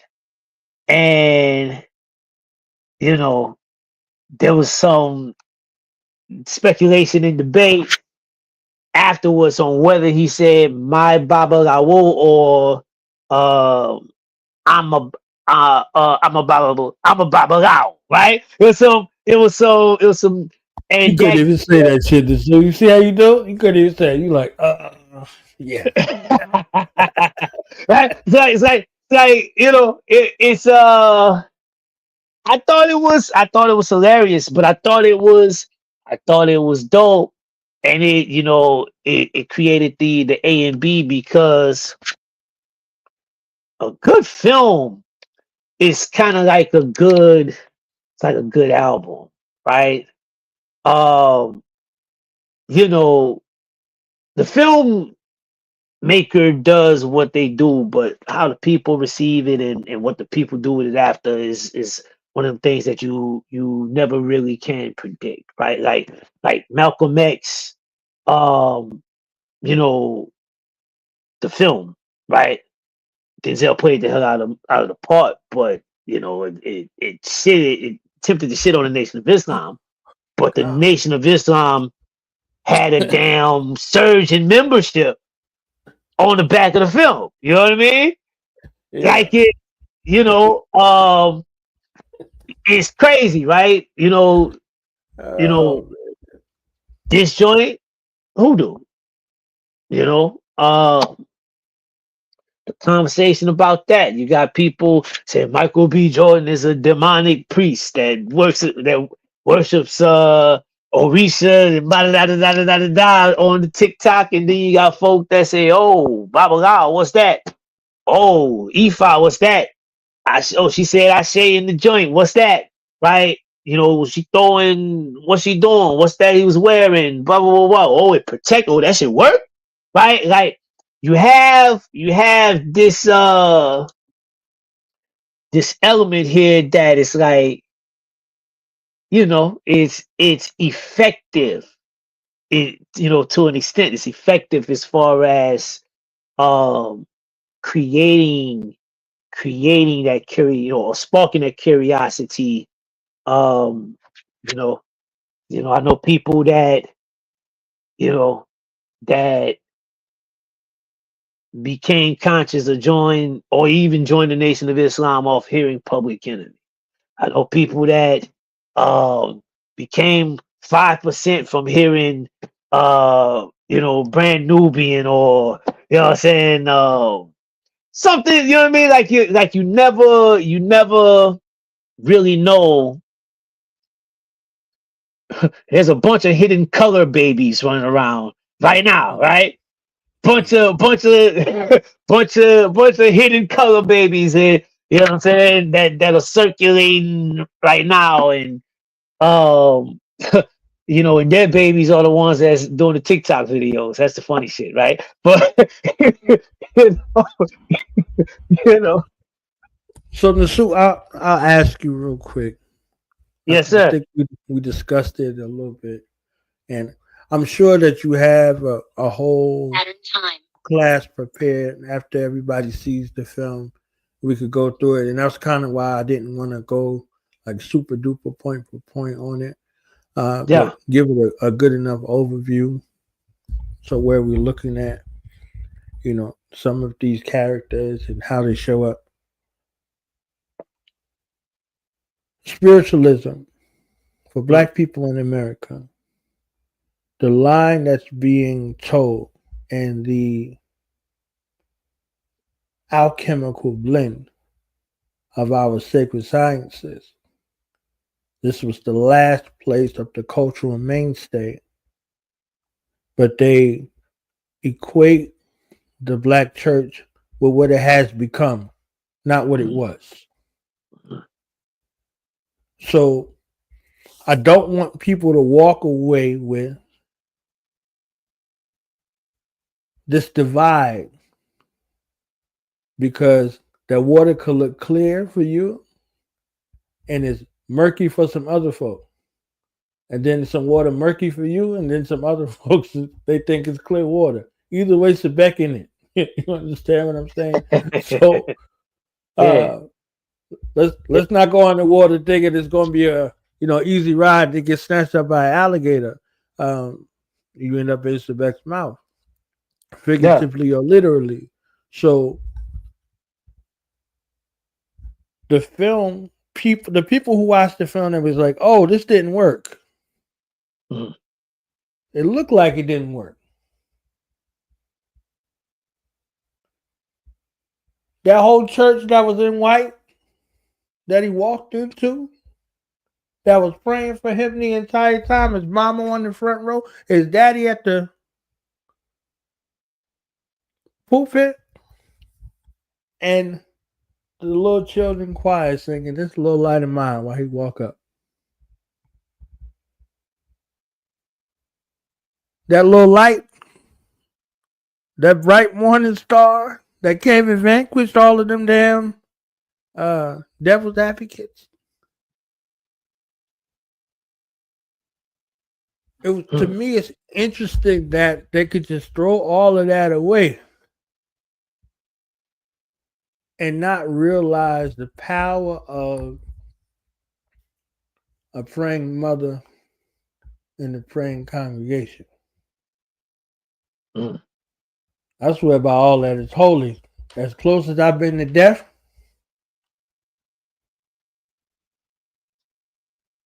I know my mother's prayers and my grandmother's prayers and my great grandmother's prayers and my daddy's prayers and my granddaddy's prayers and everybody is the reason why I ain't blown up somewhere, drowned somewhere, shot somewhere, stabbed somewhere, or some insane asylum or the penitentiary. Yeah. So whether they call it whatever they call it, we know, you and I personally. When I say we, have to say that again for folks be getting out of hand. Like, yeah, we know. No, we know the power of spiritualism that courses through our roots in America that may look like hoodoo, that may look like any of these other sciences, but just in a form that's undetectable based off of the militaristical sophistication of the plantation. So how things had to be shrouded and how things had to survive the Jim Crow era and all of these eras for us to be able to inherit our inheritance and have us move a certain kind of way. Yeah. My mother didn't leave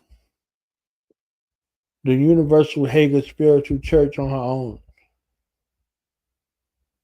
She left because a prophet of the church, a reverend, told her to go to Islam at 15 years old. The same prophet that told my grandmother, don't believe what the doctors are telling you. About my uncle. My uncle told me this mouth to ear. 74 years ago, my grandmother was pregnant with him. She went to the doctor, and the doctor said he had a tumor. When she met that prophet for a reading, the prophet said to her, just wait a couple of months. You'll see what that tumor is. He didn't tell her. He let her see on her. So just wait a couple of months. So my uncle wouldn't be here. And my grandmother listened to the doctor. My grandmother said, y'all always telling me some BS about some tumor or something. The hell with y'all. Lo and behold, my uncle, who kept that spiritualism tradition of the church all of his life,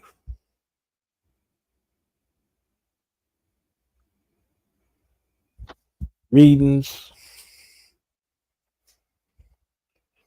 text bags. You understand what I'm saying? And so, like, the level of, I know I was supposed to ask you a question in there. Let me get out of that because I was about to go. But do you think that there was a attempt to balance or imbalance or start the conversation about spiritualism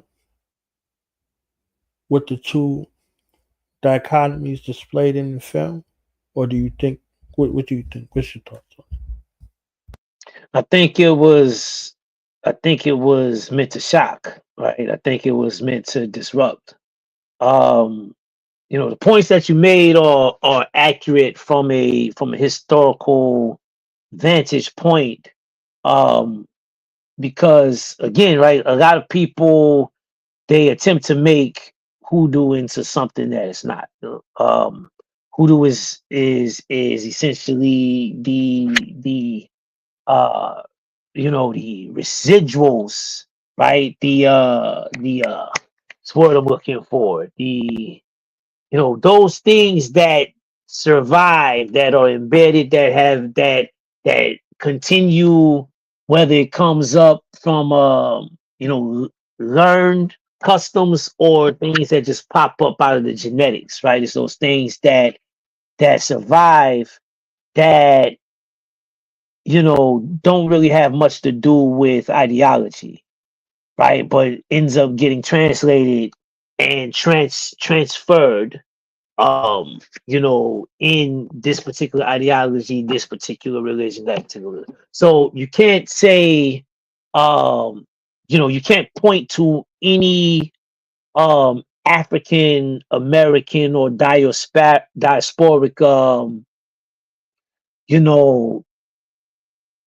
custom and say that's hoodoo, right? And then point in the opposite direction and say it ain't over there. So that's an important, point historically speaking. And absolutely, the black church was one of the first camouflages, for it, you know. Yet things get lost in translation. And even, for myself coming from New Orleans, right? And I say half of my ancestry from New Orleans, the other half from Mississippi. Okay. Hoodoo was never, ever, ever, ever, ever a thing that was spoken about positively anywhere around. You know what I'm saying? It's one of those things that, it still carries a stigma, right? The black church is, under the impression that it's completely divorced. It has absolutely nothing to do, with how you say. I saw an apostolic, a Kojic, right? Literally disown their founder. Like, I don't give a damn who he is, right? Pastor Mason or Bishop Mason, I don't give a damn who he is. Once they saw the picture with him and his roots and his, you know what I'm saying? Like, so it's a thing, right? Where, yes, historically, shit, like I say, one of the earliest, newspaper articles of the, pertaining to the Nation of Islam is calling it the Islamic voodoo cult, right? It, no matter where you look, right, you're gonna find it. So it's one of those things that I think the brother's point was more so to address an issue that exists today. Right now, I can't speak for like all denominations, but I'm gonna go on and say, like, today the church is a damn rainbow factory. It's a damn pedophile ring. You know what I mean? It's one of these institutions that a very big transformation needs to take place. Let me just leave that there. Um, you know, and you know, it's an important narrative, right? Because I think on both sides, to your point, I think on both sides there is some intellectual laziness. In the sense of, I know folk that practice hoodoo that say it belongs to the black church. They say that hoodoo is hoodoo. The great book of hoodoo is the Bible. I know people that say that the Bible is the great book of hoodoo, and on that side of it, they don't want anything to do with African traditions, African gods or deities or rituals, and you know what I mean. Like they, Holy Spirit, Holy Ghost, tongues, laying on hands.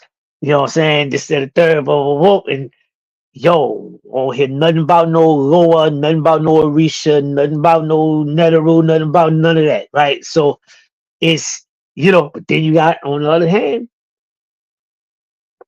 folk that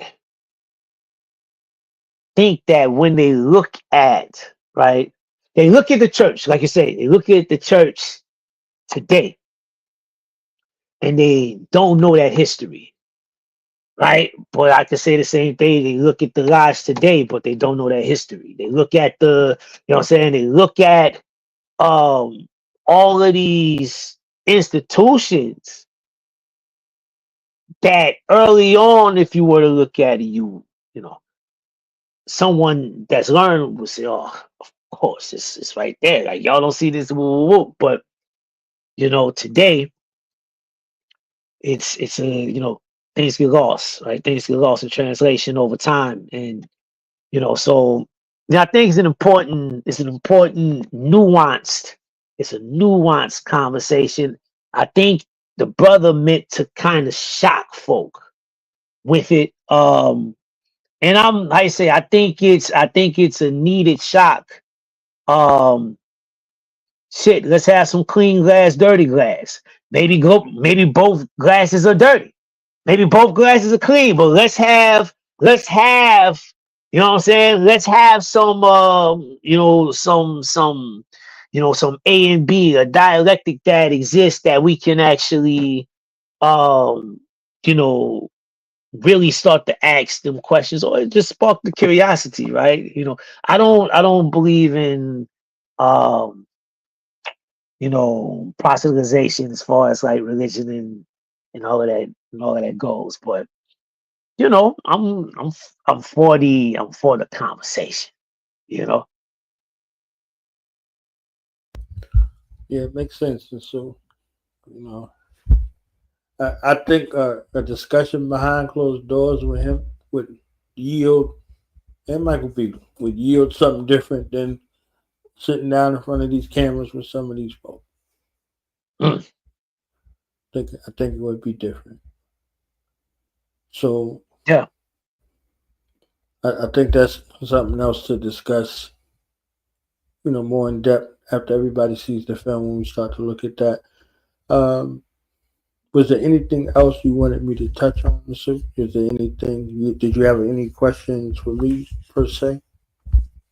So, well, I think when you went into your book, um, a lot of you know, a lot of what I was kind of thinking about. And it's funny because when you was going in, you was in a zone. I don't even like.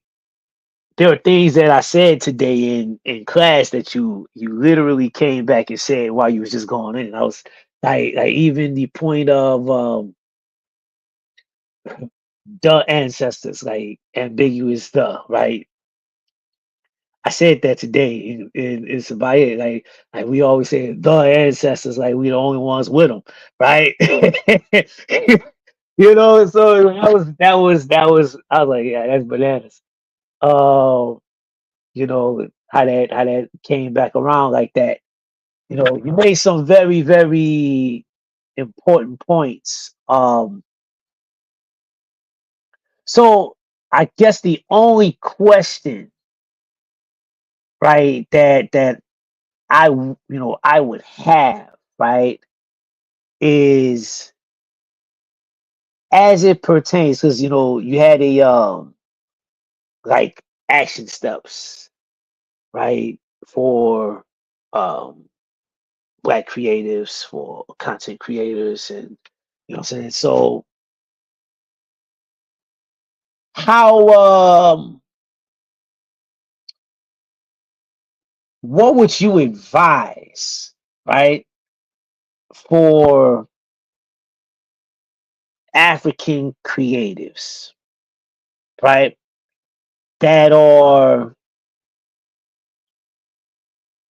that understand what media is and what it what it does, what it can do, what it can be, how it can transform the effects that it. 'Cause we didn't talk about, we touched on a little bit, but like the back of the film, Rodney hitting on the back of the film, you know what I'm saying? The plantation burn, the back of the film.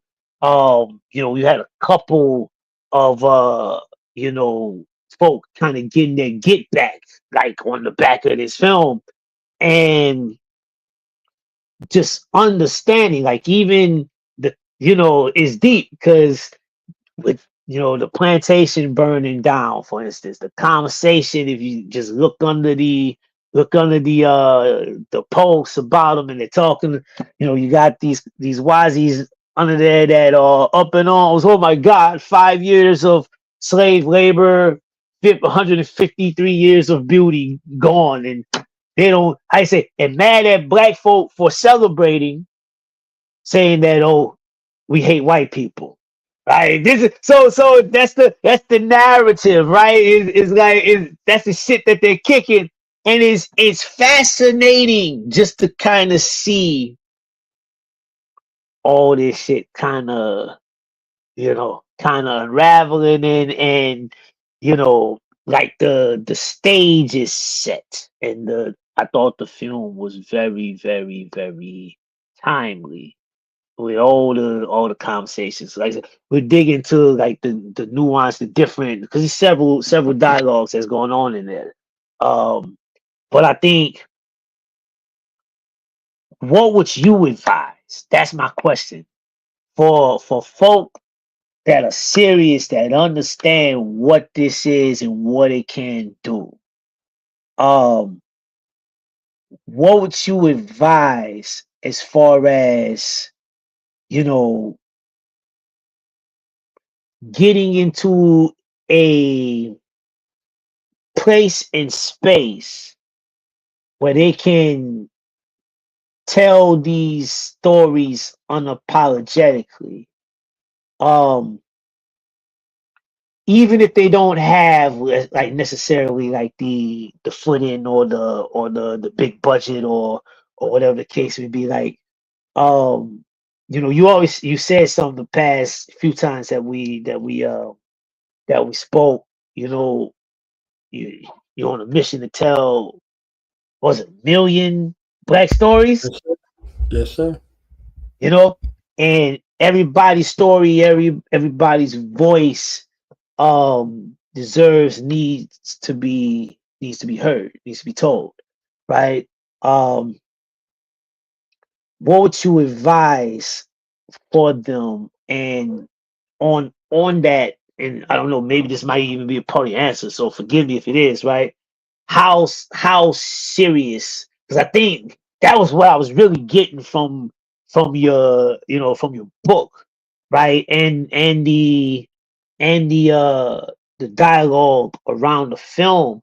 How serious and critical should we be when creating this art that we're presenting? Like this is not just art for art's sake. It seems like this, seems like there's it's not just art for art's sake. So what would you say? How would you advise, and what would you suggest in that regard? I don't know if I put that into a proper question format, but hopefully you can work with it. Nasua, I am your child. You know I don't give advice, so I'm not advising nobody nothing. That's the first thing. No thank you for the no thank you for the advice. The advice is something you can take into a courtroom and levy sanction against my personal and business property. So I'm never giving nobody no advice. And if they want to read, they need to come see you. That's the first thing they should do. Wherever your cultural or spiritual background, foundation, if it is on your heart to share, I give an example that's apropos. Mm. Michael B. Jordan was on set since he was a child. If this is a way for you, you must train a child up on the way that they should go. If it's in their path, then they should be walking that path. They should be walking that path. Michael B. Jordan didn't become a superstar overnight because he did one film or this. His mother, that he still lives with, guided his career every step of the way. Now, he was on the wire and he was in hardball. Hardball was in Cabrini Greens. Okay. He was on the wire. He was on the wire for one season. They wrote him out, meaning he had to get done. Now, he was 14 on that show. He was 14 on that show. He was taking care of his little brothers and them and all that.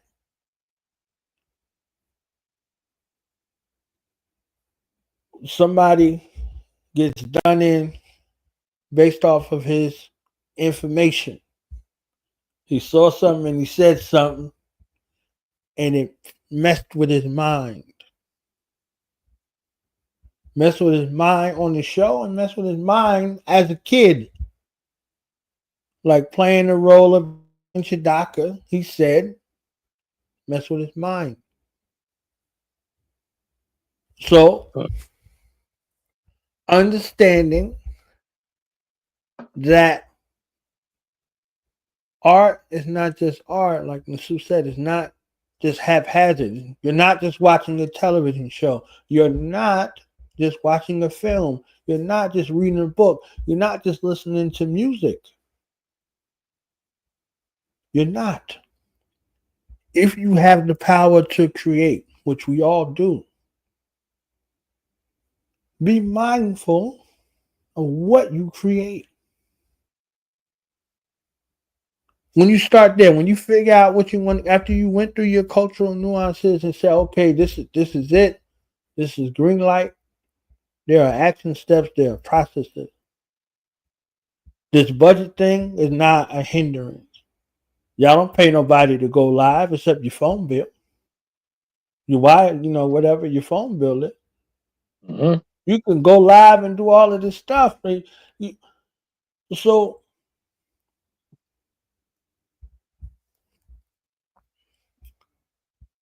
being mindful in this cultural art space, who do you want to create for? Where are they? With any product, who needs it? Who needs it? So for DCK Multimedia production company, I had to come up with like a 50-page business plan detailing the demographics, the psychographics, all of those things that go into making this a business and deciding whether or not it's going to be profitable. Then I had to research, are there people, is there a product like this? Is somebody offering what I'm offering?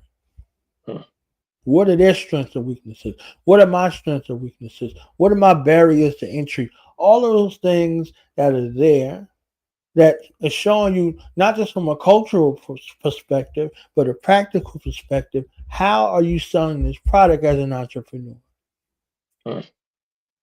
Are you celebrating your people or destroying your people? Are you celebrating Black women? Volume 2. The entrepreneurs, volume 1. This is volume 2. Now, what sort of disruptor thoughts are there?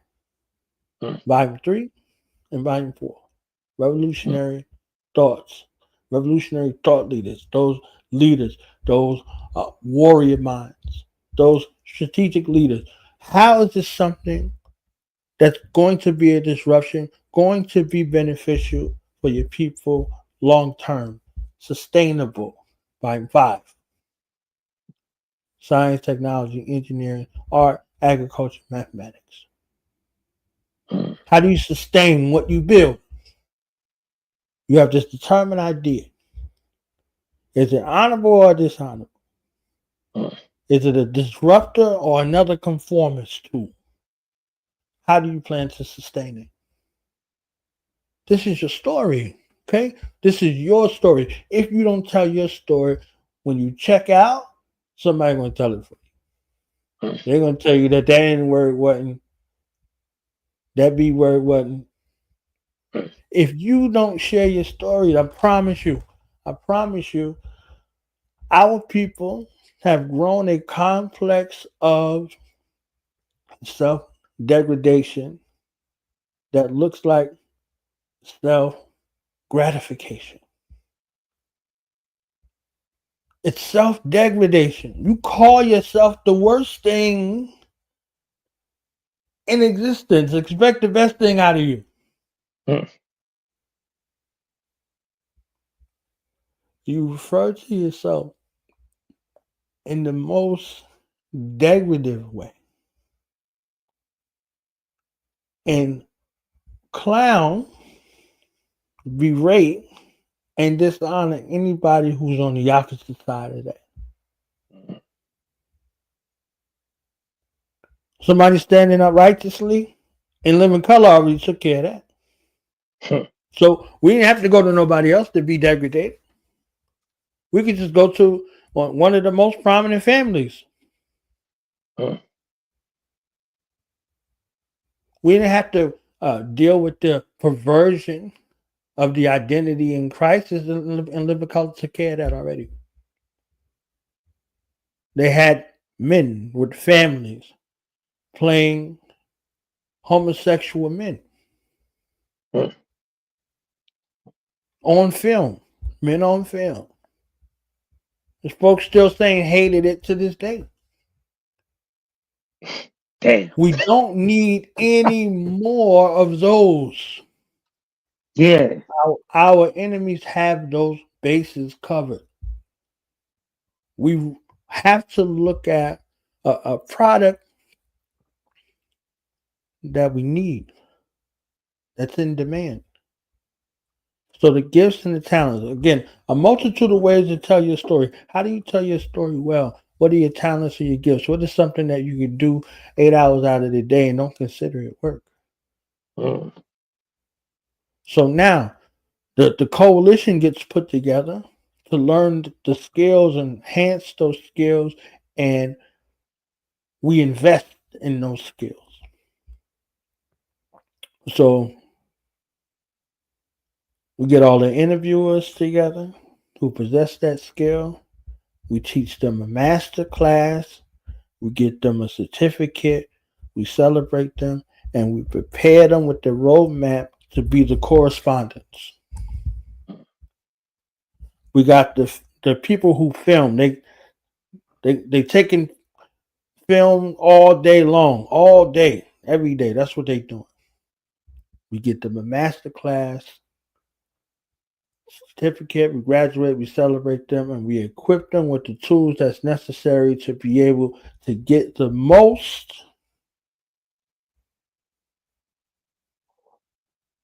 attractive and appealing footage. The pre, the during, and the post, all critical. We get the master class together.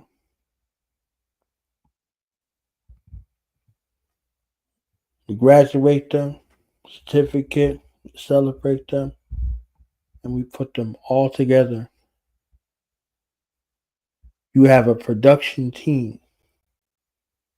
You have a lighting team. You have this team. You have that team. You have those people that are there, and now you have a group of young people that work for this production company.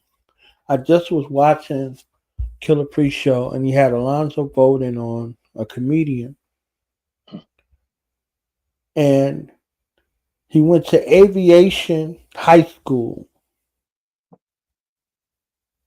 graduated from aviation high school.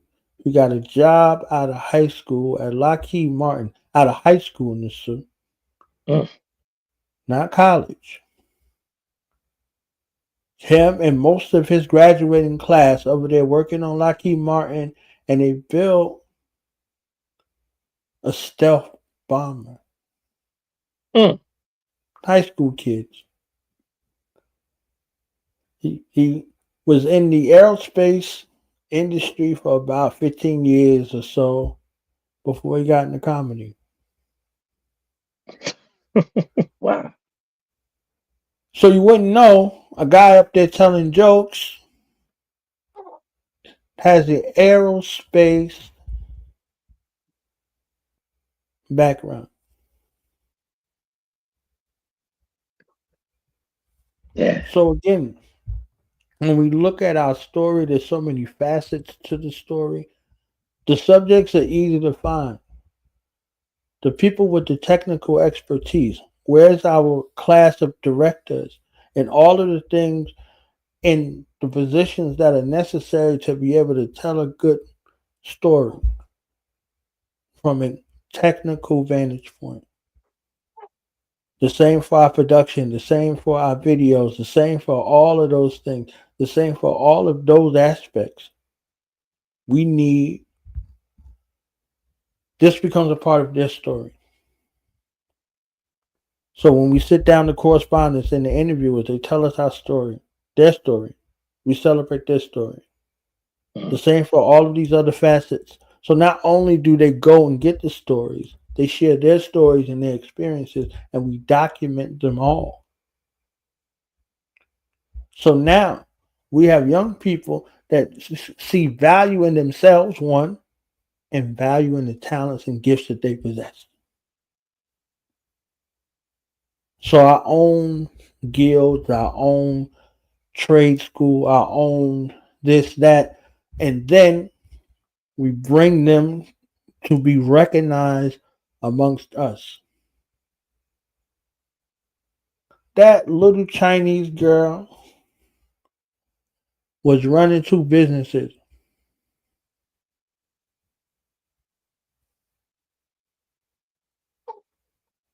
By the end of the film, she's running two businesses.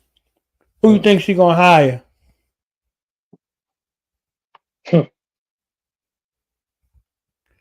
So we go into these places, we get our money, we get this bad food, and all of these things because we haven't carved out a place to look at and assign value to ourselves in that manner.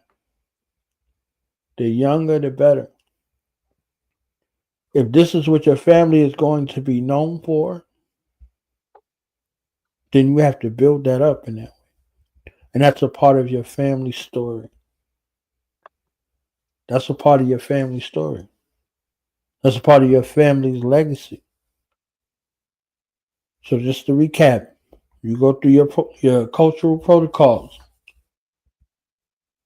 You check in. Before you start making decisions down here, you might just think something like, oh, I could do that, and that ain't for you.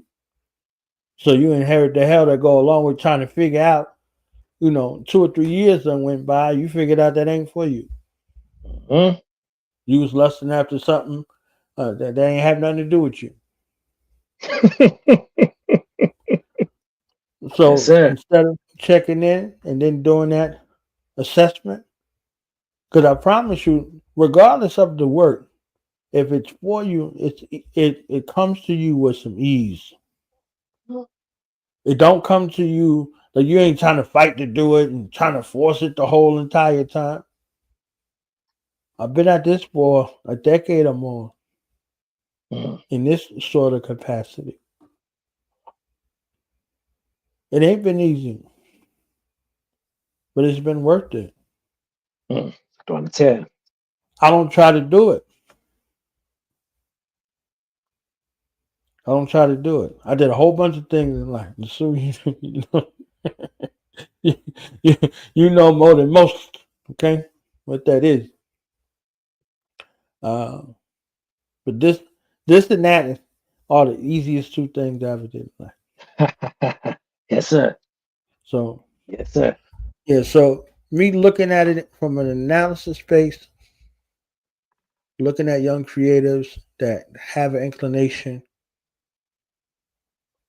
to check in spiritually, and then we can map out practical action steps, a whole curriculum based off of that, jointly to get that together because we need more proper propagandist tools, more cultural vanguards, more authors, more videographers, more editors, more all of those things. And the way this thing is going with these ancestral intervention tools that they call in AI, it's going to be more and more necessary. So we need the program writers to be writing programs that agree with us from a cultural perspective, and not these uh, artificial intelligence spaces that ain't artificial and ain't intelligent. That they have their programmers working to machine learn. Our machines should be learning off of us and based off of us. No different than our African technology learns from us. We learn from it, and we work together in harmony. So that's my basis. So there was one Ted. last thing I wanted to I want to get it real quick because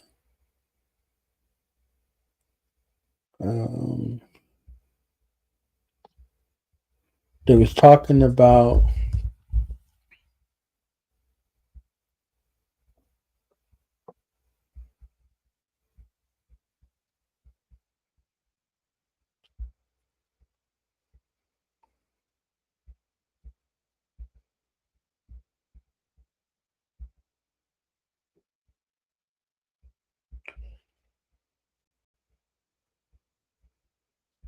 I want to read something in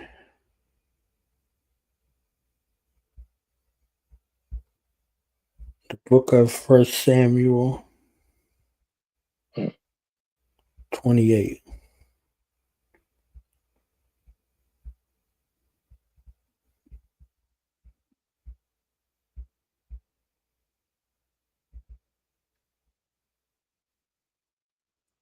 All right, I'm gonna go down to verse 3. Now Samuel had died, and all of Israel had lamented over him and had buried him in Ramah in his hometown. In the meantime, Saul removed the mediums and magicians from the land. What did he remove? The mediums and the magicians from the land. The Philistines assembled, and they called the camp to Shunem. Saul mustered all of Israel and camped at Gilboa. When Saul saw the camp of the Philistines, he was absolutely terrified. He was shook, and so Saul inquired of the Lord, but the Lord did not answer him. Not by dreams, nor by Urim. So you know what Urim is? So everybody that's not in the Sioux, I'm gonna assume y'all don't know. If y'all do, forgive me. The Urim is a divination system that they utilize with the stones of their breastplate. Know about the prophets. So now Saul shook and he calling on the Lord, and the Lord ain't answer. By dreams, nor by divination or the Urim, nor the prophets, the oracles, right? But up here it says he removed all the mediums and the magicians. Yeah. So Saul instructed his servants, find me a woman who is a medium, so I may go to her and inquire of her. His servants replied, there is a woman who is a medium in Endor. So Saul disguised himself and put on other clothing, and they left, accompanied by two of his men. They came to the woman at night. They didn't come in the daytime. So came in the night and said, use your ritual pit to conjure up for me the one I tell you. But the woman said, look, you are aware of what Saul has done. He has removed the mediums and magicians from the land. why are you trapping me? She like, why are you trying to get me caught up? You trying to line me up Hmm. so you can get me put to death? What she said. But Saul swore an oath. He swore an oath, Nasu. He said, on my mama, on my hood, fam. He swore oath to her by the Lord and said, surely as the Lord lives, you will not incur the guilt of this matter. The woman replied, who is it that I shall bring up for you? He said, bring me up Samuel. The woman saw Samuel and cried out loudly. The woman said to Saul, why have you deceived me? You are Saul. So how the lady said, if the mediums and the magicians were supposed to have been fake, why are they talking about them in the Bible with all this accuracy? So she looking at Samuel and said, yo, fam, like, why you ain't just told me you were Saul?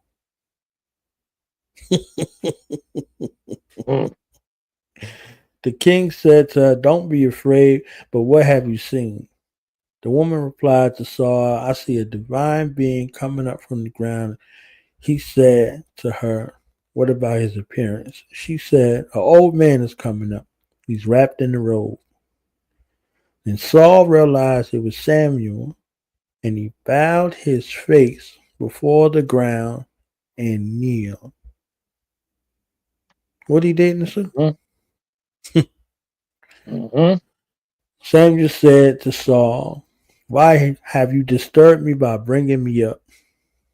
Saul replied, I am terribly troubled. The Philistines are fighting against me, and God has turned away from me. He does not answer me anymore, not by the prophets nor by dreams. So I have called on you to tell me what to do. Samuel said, why are you asking me now that the Lord has turned away from you and has become your enemy? The Lord has done exactly as I have prophesied. The Lord has torn your kingdom from your hand and has given it to your neighbor David. Wrath. Since you did not obey the Lord and did not carry out the fierce anger against the Amaleks, the Lord has done this thing to you today. The Lord will hand you over to the Philistines. Tomorrow you and your sons will be with me. Checkout time. Okay? The Lord will also hand the army of Israel over to the Philistines. So I read all that to say, how are these folks using these traditions, writing about them extensively in this book here, and invalidating them? I want to illustrate how important storytelling is and how it imprints on your mind, your heart, and your being, and have you walking around either as the hero or the villain in your story. In either way, it's by your own hands. So this divination system that they have in the Bible, these mediums that they consulted, that they got in the Bible, like the prophets. Yeah. Casting lots. Casting lots. That sounded, Sacrifices. yeah, that sounded like ancestral conjuring the dead right there, and Right. you know, yeah, that's damn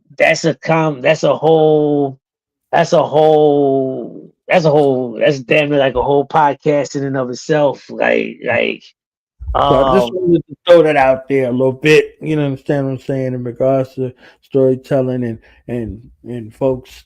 So, you know, I believe once folks see the film and they get a little bit of the context to see what's going on, we'll be able to dive deeper. So I hope this served as a great precursor. And if I'm allowed to come back and soon, Go uh, ahead, Ted. we could go into it. Yes, sir. Yes, sir. Yeah, nah, I look forward to delving deep. I mean, the last thing that you went in on, it's something I talk about often with another good brother of mine, Ushindi, you know. Talk to him about it often, you know. How you say, the importance of storytelling. I say the importance of reading without the middleman, what I'm saying, trying to tell you where to read and where not to read and whatnot. Like, read the read the books and like you said, do y'all know what this means? You have your dictionary with you when you're reading the joint if you need it. So you can, because that's a very, very, very, very um I mean, that's a nuanced conversation too, right? But yeah, that's one that I look forward to delving deep in. And maybe it'll be once we get into part two of this this analysis and conversation and whatnot. But yeah, nah. I say Iqward, very excellent. Very excellent. Um, you know, do you have where can our people, right, that are tuning in, that will be tuning in, where can they find your books, right? Where can they find you on the socials? Where can they find you on YouTube, right? You know, how can they reach out and get in touch with the God? The suit for that. Let me go to the website real quick. Put it up on the screen. I don't want folks to think I'm a charlatan out here. It's enough charlatans out here getting busy. So you can get these volumes now for this price. After June, all the prices is going to increase. So if you don't get it now, you won't get it for this price. I did a couple of sales in January, February, March, April, May. This is the regular price for all 6 volumes right here. $45. You go to www.doonowsradio.com. A bunch of things up here, but Voices of the Diaspora series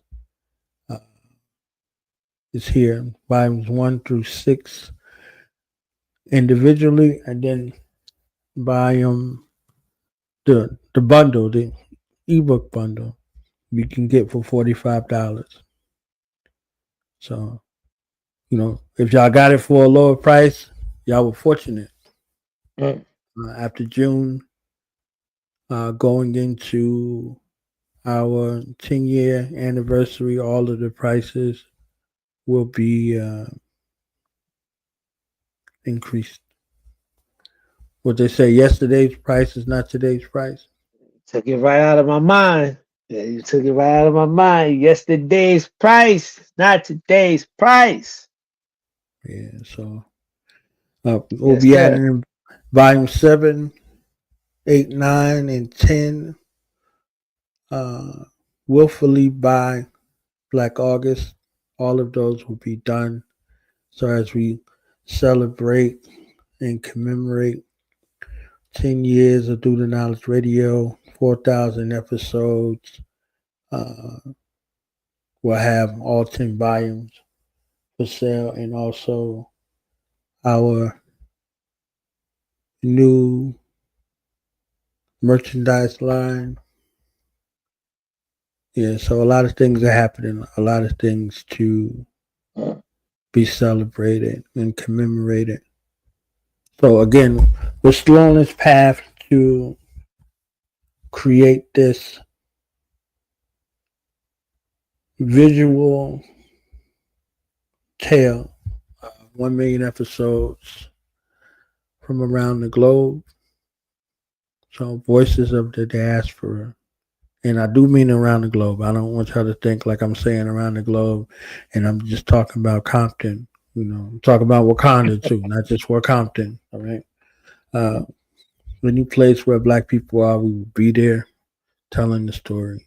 So there's a bunch of expats between Ethiopia to South Africa. So we'll be getting the expats and the repats stories as well. We already got a bunch of stories to unveil and to record. So we'll be there. We'll be in South and Central America. We will be in the Caribbean. We will be in the UK. We'll be wherever African people are getting those stories. So Yes, sir. we invite you to join on the mission, to share your story. If you don't want me to physically be in your place, I can send you the questions. I can answer the questions via video. I think a lot of them will come from that. A lot of them will come from video. And you can, use the video format that you're comfortable with, and, we'll include it. So this docuseries, Voices of the Diaspora, Do Not's Radio docuseries, is another endeavor that we are working on.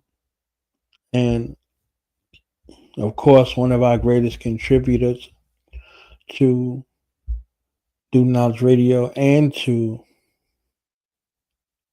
Voices of the Diaspora, Nasu Uncle and his royal family will be in the docuseries. Both of them. Well, I think all 5 of them. I got about 5 or 6 projects that I'm working on at one time. So, black people, an identity in crisis. Too black for Africa. Well, too black for America, not black enough for Africa. It's still an analysis in a print book and documentary that I'm working on. Does the hip hop industry owe black people reparations? That's still in works as well. And the why are we referring to ourselves? Why are we still referring to ourselves as the N word and the B word? So those docuseries and books are also being worked on. These books were something I had to get out of my head and my heart to be able to see something done with my name on it. You see this Kool Kim right here. I ain't fronting, okay? Kool Kim was the greatest addition to Do the Knowledge Radio from an African traditional perspective, holistically, and just a great situation for family and community to have a space where we remember. So, yeah, so Do Knowledge Radio anywhere with an A, because I'm telling y'all be killing me. I thought y'all loved me, but then when I see these things support Do Knowledge Radio, y'all got that daggone raggedy, disgusting E up in there. You understand what I'm saying? It's DOTHA with an A or African. You understand what I'm saying? Like, hey, don't let spell check or the Queen's English get you in error, because that E is for error. DOTHE, that's for error. You're in error. Okay. Error, European, whatever. You know what I'm saying? So if you've been rocking with me for a decade or 10 minutes, whether it's 10 years or 10 minutes, you should know how this platform is spelled. DOTHA. See it up there at the top of the website. DOTHA. I used to spell it so fast and so I had to learn to slow it down. So DOTHA. THAKNOWLEDGERADIO.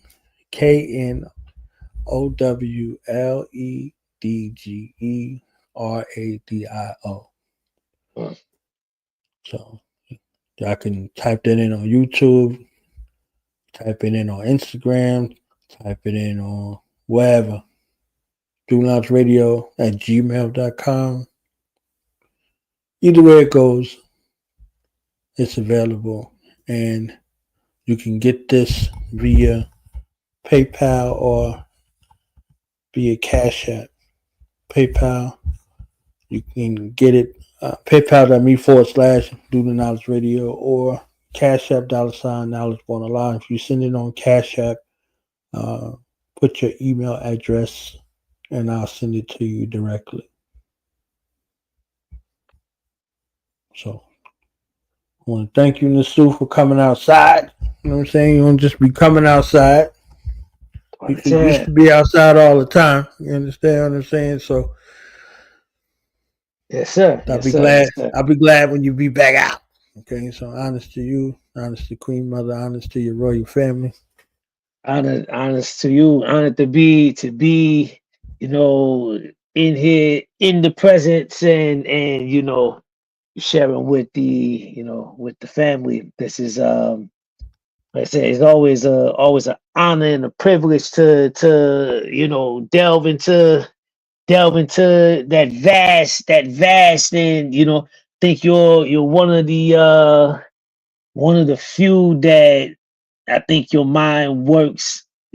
I say overworks in multiple dimensions and angles and piecing shit together. You know what I'm saying is always a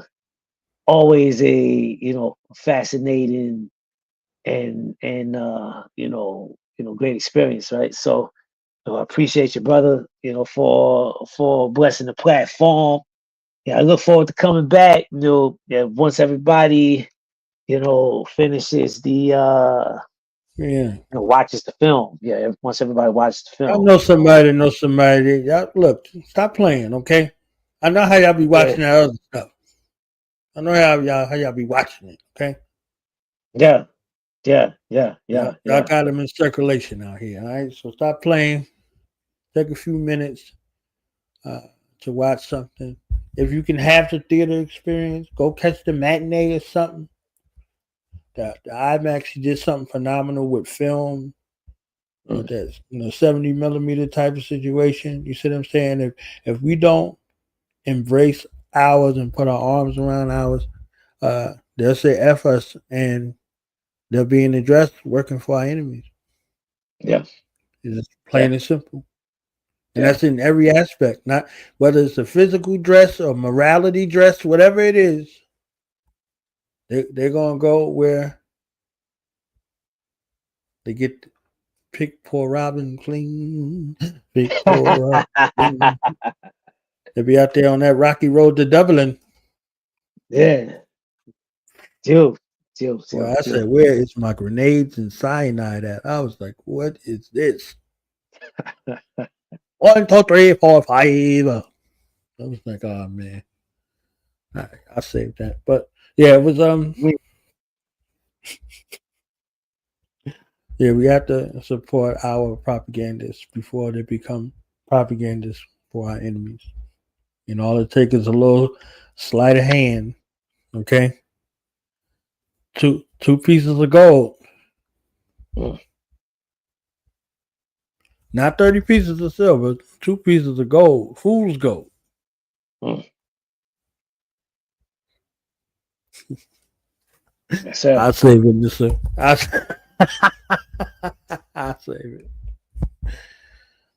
Yes, Uh, sir. Yes, sir. I 210, want to 210. for the opportunity. Synaptic to the Abak and to the family for those who have listened. Honest to you. For those who have made a purchase or an investment, honest to you. And for those who will, honest to you. So To you, definitely. to you, to you. 210, 210. I. Do I again, and do I to the family, right? That's tuning in. that will be tuning in. We love and appreciate you. We're gonna try to get back here a little more often. I'm gonna see. You know what I'm saying? You know, you know, you know. And I was born saying if you gotta try, you probably ain't supposed to be doing it. So, I probably should listen to that too. So let me think about it. Gotta think about it some. But yeah, we'll definitely be back sooner rather than later, you know, and have some more important, provocative conversations, thought-provoking conversations, right? So, all right, Synepti, be well, family. Shimmy Matep.